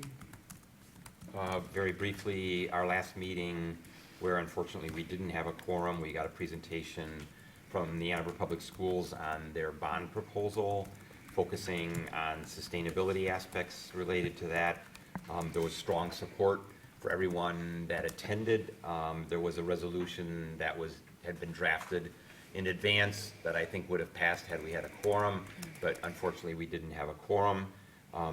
So I think in some cases individual members have offered their individual endorsements. Just a couple points from my side. The public schools does not yet have a greenhouse gas inventory. It does not have any targets set, and it doesn't have any specific measures of what they plan to do and what the impact will be. And also the process, when individual schools are up for improvements, they want to, which is I think appropriate, get community input on what priorities are. So even the plan potentially could get shifted. So my message to all of us and to the Energy Commission and to the community is that if we want the sustainability aspects to remain in and have some level of priority, then it's going to take continuous engagement on our part. Otherwise, we could get a lot of money spent for beautiful classrooms and other wonderful features where not very much money is left for what I'll call just sustainability kinds of features. So that requires our continued involvement. The other thing that we're doing is we're looking at updating the bylaws. Those would have been voted on as well. Just clarifying some of our objectives and updating some other things. And other than that, we're continuing to work on ordinances, making progress in most cases, but I can get into those details later. Or on another time, not later. Please, not later. There is no more. Yeah, exactly. I think the only news is that we passed a project on Washington that took advantage of some of our new, it's late, the words are not coming. Our new affordable housing premiums, and they had some solar on top, but we asked them to actually do a little more with the solar with that, because they actually had two buildings that were a piece of it. One was in an historic district, and so they're gonna try to go back with that to be able to get more solar on that, because it's a PUD, so this is our chance to be able to, or plan project? No, PUD. So, yeah, so I'm hopeful that they will be able to put more solar on top of the project to be able to give a little bit more back to the community. So. Okay. Council. Council update? Go ahead. You've got something. Just briefly, let's see. I know as this meeting tonight heated up and there was a lot of discussions, about who voted what on the budget.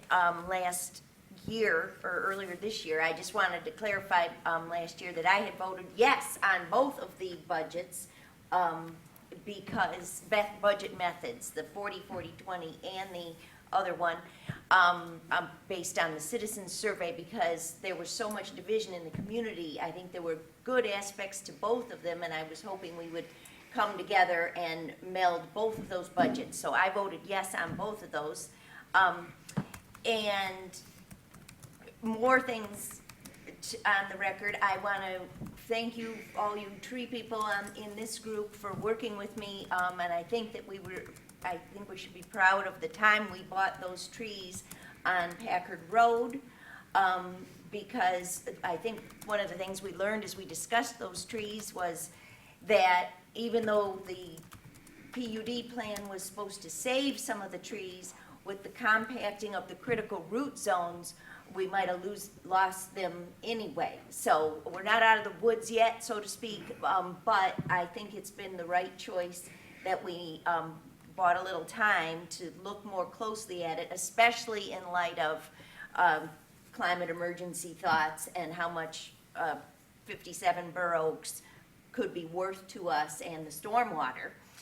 And just lastly, I want to give a shout out to Janet Liebson and her niece Marie White, because they were big food gatherers, volunteers, Janet in particular, and they are the ones that scheduled a meeting with me and Eileen back on June 30th that brought all of this. I know Eileen has tried in different years, but I'm glad that we resurrected it in 2019, and I want to give a shout out to Janet for having that original meeting back on June 30th. Thank you.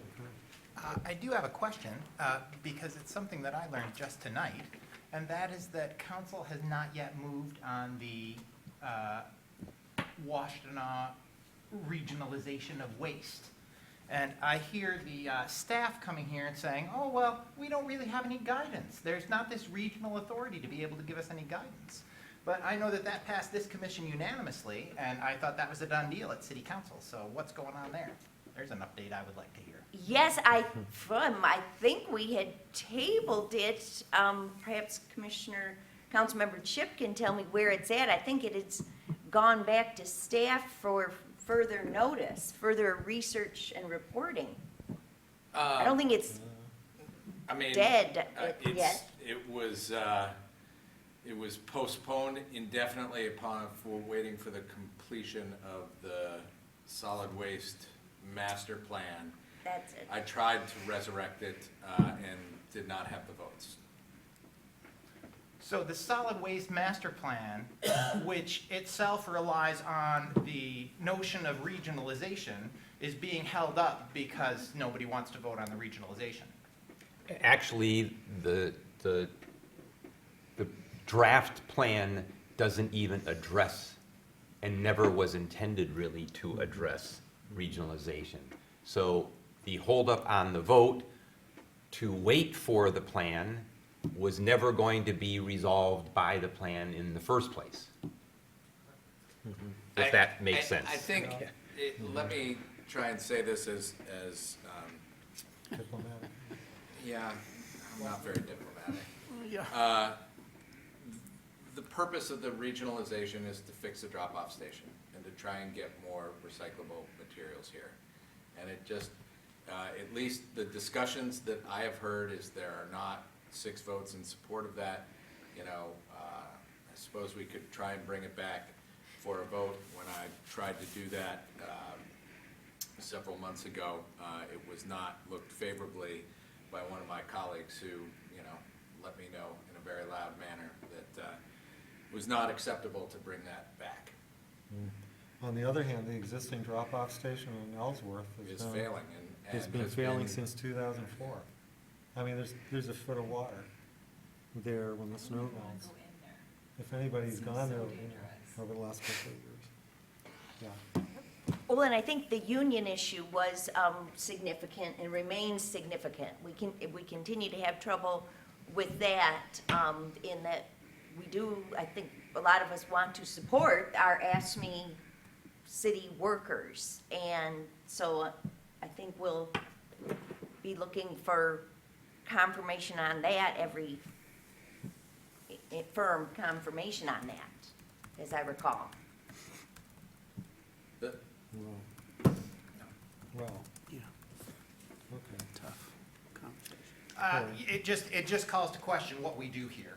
When we have staff come to us with a resolution that they say they wanted supported, we support that resolution wholeheartedly, and then it dies when we give it to our elected representatives. These are climate questions that could be solved here with this leadership that we are not seeing. Was staff supportive of the regionalization? Staff brought it to us in the Staff- first place. Staff helped draft it. And staff has said repeatedly here in this forum that, oh, we have these larger regionalization questions that need to be answered. And council has the opportunity to answer those questions by promoting that regional authority. Because there is larger leadership that our staff respects, that they will listen to when it comes to making these solid waste decisions that they do not make themselves. And that we have been hearing over and over and over again for the 4 years that I've been here on this commission. This is your opportunity for leadership. Yeah, I haven't heard many cogent arguments about why not to join it. It's only a $5,000 commitment right now. And, you know, and it allows the city to be involved in the discussion on a plan that the staff has helped draft. Yes. Now, I mean, I can understand there's some concerns going down the road, but there's not a commitment, you know, that would make such concerns much more visible and realistic, it seems to me. So, I mean, I think I might recommend that a few members of council go talk to the county staff about it. Worma was a county initiative. So as far as, has any member of council ever talked directly to county staff about their concerns about joining the WORMA? I have had one conversation with Evan Pratt, and I did notice he was here tonight. I think that probably reflects his concern about the regionalization and the MRF plans and how the city's gonna go forward with solid waste issues, period. So, I would encourage, council members who have these concerns to go and talk to people about them. Well, and I think we as a body answered the concerns that we understand council had. And why council didn't take action after that, I don't understand. Well, I think the two concerns were the ASME union that was not guaranteed, and the other one that Commissioner Murphy mentioned about the voting, that it's not prudent for our representing the city of Ann Arbor to go into a situation where we were only going to have one vote when we were. So I think those two issues, I wasn't prepared to talk about this tonight, but as I recall, those were two deal breakers for people on council. I've spoken to one council person. My understanding is those are the two issues. The feeling is that the articles of incorporation do not reflect some of the desires, at least from that individual, and that the greatest leverage is now. My personal feeling is that the current scope of the regional authority is limited, and it does not involve any hiring of hourly labor. It does not involve any investment. And so I agree with what we all discussed here, including both of you, that this does make sense now. And if we don't like what's going on later with labor issues, or if we don't like what's going on with proposed investments and our voting rights related to those, then we can step out as the articles of incorporation allow. And so I agree with Commissioner Apple. These are the kinds of things we need to move forward on. And if we don't, then, and there is an out. It's not like there's this on an expressway with no exit ramps. There are exit ramps anytime we want. There is a very clear exit ramp with a certain amount of time, and we can get out. But if we never get on the freeway, we're still stuck in a dead end. We're in a cul-de-sac right now, and we're not doing anything for the city or for the county. Okay, well, I will revisit my people on that and then see if we can get it back out then, or see if what you all are saying is everyone else's understanding too. Yep, and I think the recommendation to talk to the county is the best one, face-to-face. And then we know directly from the authorities what the situation is. And also reaching out to other regional authorities to talk about who have dealt with all of these issues and have a pretty standard way of addressing it, which seems to be common and not difficult to arrange, which addresses all of the issues that we have understood council has, including the weighted votes and including the union issues. The union and the weighted votes. Yep. Yeah. I was kind of surprised to see the proposal to reactivate our MRF on the agenda tonight. Actually, staff has been up here many times saying, well, we really don't want to do that until we get to the bottom of a potential regional undertaking. Well, or that it's not And possible. Maybe it's So what they said tonight was staff's decided that we're not doing a regional thing, and so here we are, what we could have been doing 2 or 3 years ago. Or 10. Getting our own MRF back operating again, in other words. I think that that's a result of the advocacy of people on this. That too, without doubt, but I mean, it's a real change of tune, and obviously comes from a council that's not supportive. My feeling is that these are not black and white issues. And, Right. I understand completely some of the issues that some individuals have with the current structure, but we're not looking for 100%. If this is 80%, then let's in my view, let's go ahead. And if the 80% turns out to be, oh, damn, we misjudged this is only 40%, then take the exit ramp. Yeah, the risk is really minimal. Yeah. It's education and outreach. That's the current scope. Yep. Well, I love to champion the good ideas, and so I will report back at our next meeting. Contracts Okay. expire. That'd be great. All right. Short. All right, now it's my turn. Let's see, I don't have anything to report, I think. I was expecting a soliloquy there. Okay, so a report from staff. I will keep it short and sweet. You guys have actually covered a lot of the stuff. Fire station number 6, we had about 40 volunteers. It's a 53 kilowatt system, and it's just a fantastic model. We're looking at doing some more of these in the spring. It's a little too late to do them this year. The Carbon Neutrality Summit is November 13th. The time that's open to the public is 5:30 to 7, and that will be in Cobblestone Park, or Cobblestone. I believe we're actually sending out invitations to everybody who lives in Ann Arbor. I'm not sure about that. That seems really aggressive, but maybe we are. I also wanted to invite you all to a free movie at the Michigan Theater. It's From Paris to Pittsburgh. It's done by National Geographic, and it's on November 12th at the Michigan Theater at 6 p.m. Other things we're working on are Earth Day planning. So we have University of Michigan, lots of partners, and we're looking for, if anybody has any events that week, feel free to let us know so we can co-sponsor them or get the word out. I didn't know this until recently, that Earth Day was started here in Ann Arbor at Chrysler Auditorium. So this is the 50th anniversary. And if Peck were here, I think he would probably be talking a little bit about University of Michigan's plans, because my understanding is that he is the lead for them. And that's all I have. Okay, so it's recently come to my attention that there may be 4 different groups planning Earth Day events. So which one is city staff engaging? Oh, at the university. Oh, I have no idea. Oh, okay. There is an effort to consolidate those efforts.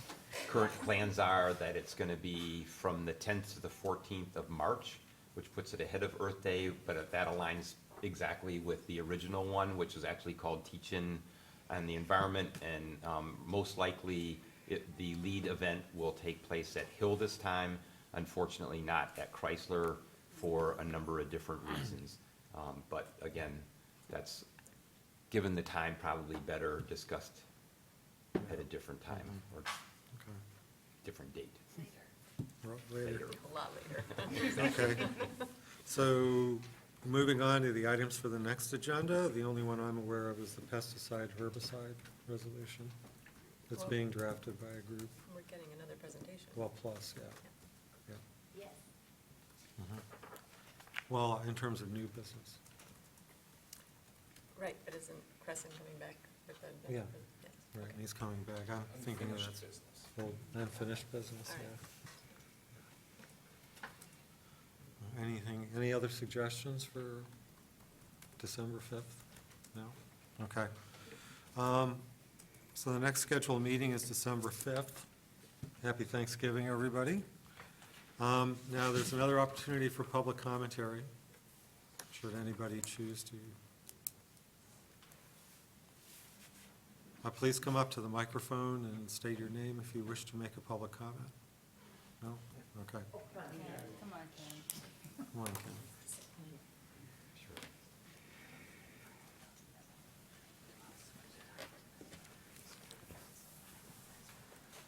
Ken Garber again. Thank you all for the fantastic volunteer work, well, most of you volunteer work on this commission, especially those who serve on multiple commissions, Councilmember Bannister, Commissioner Mursky, Councilmember Smith, Commissioner Gibb Randall, maybe others, I don't know. And it's late, I'll be very brief. You've given us a lot of, on the climate issue, you've given us a lot of advice tonight. I really appreciate your candor. I alluded to this in my remarks. I personally don't feel like I have a lot of credibility talking about the climate issue. And that's because I've spent my whole life pretty much contributing to the problem and just being very complacent and thinking that it's been taken care of because of high-level international meetings, democratic administrations, and, you know, it's only recently I've come to the realization that we've really blown it. I mean, it actually might be too late to take meaningful action, you know, and I've looked at the science carefully. Science is my thing. I'm a science writer. And I've looked at the climate models, and it's really, really, really dismal, alarming. And we've front-loaded so much carbon into the atmosphere that we're almost assured 1.5 degrees centigrade, and that's going to mean tremendous suffering and death. Anyway, the one point I want to make now, all of this you know, is that I feel that the youth, the young people, have a certain moral authority that I lack. I feel uncomfortable talking about climate because of that. And so I would just like to see, you know, a little bit more interest in, a little bit more acknowledgement of their justified anxiety and concern and urgency that they bring to this whole question. I'm incredibly impressed at the young people here today. I mean, I certainly was not that aware at their age. And it's very, very personal to them. I'm worried that this whole process with the Carbon Neutrality Summit and Town Hall isn't going to involve young people enough and who will bring that sense of urgency to it. You know, John knows I've been in a few of the planning meetings for the summit, and except for Missy, it's just been people over 50, some of us well over 50. You know, I think we can make a conscious effort to maybe change that. So that's my whole message to you here. So anyway, again, really appreciate all the comments and the time you spent about this issue tonight. And I really look forward to engaging further on it going forward. Thank you. Well, thank you, Ken. Oh, thanks a lot for that information packet. Oh, and in this regard, this commission and others are looking into recruiting youth members for one-year terms. So that process is ongoing, and Has that been acted on by council yet? Adding the two? It's stuck in legal. Oh, it's And stuck in actually, legal. it's stuck at the Energy Commission because you weren't able to approve your bylaws. And we want to take Energy Commission and Environmental Commission bylaws to council at the same time. so hopefully this is something that can happen by our next meeting, right? Do you think there's a possibility this could happen by It's up to the Energy December? Commission. Okay. Well, yeah, you To pass guys, them. Yeah, we were ready to pass, and there were only 5 of us that showed up. okay, all right. We have 2 applicants, so. We have 2 once it's applicants. passed- More than 2, I think. Okay, so do I have a motion to adjourn? Okay. All who vote aye, say aye. Aye. Okay, thank you. Thanks, everybody, for your patience.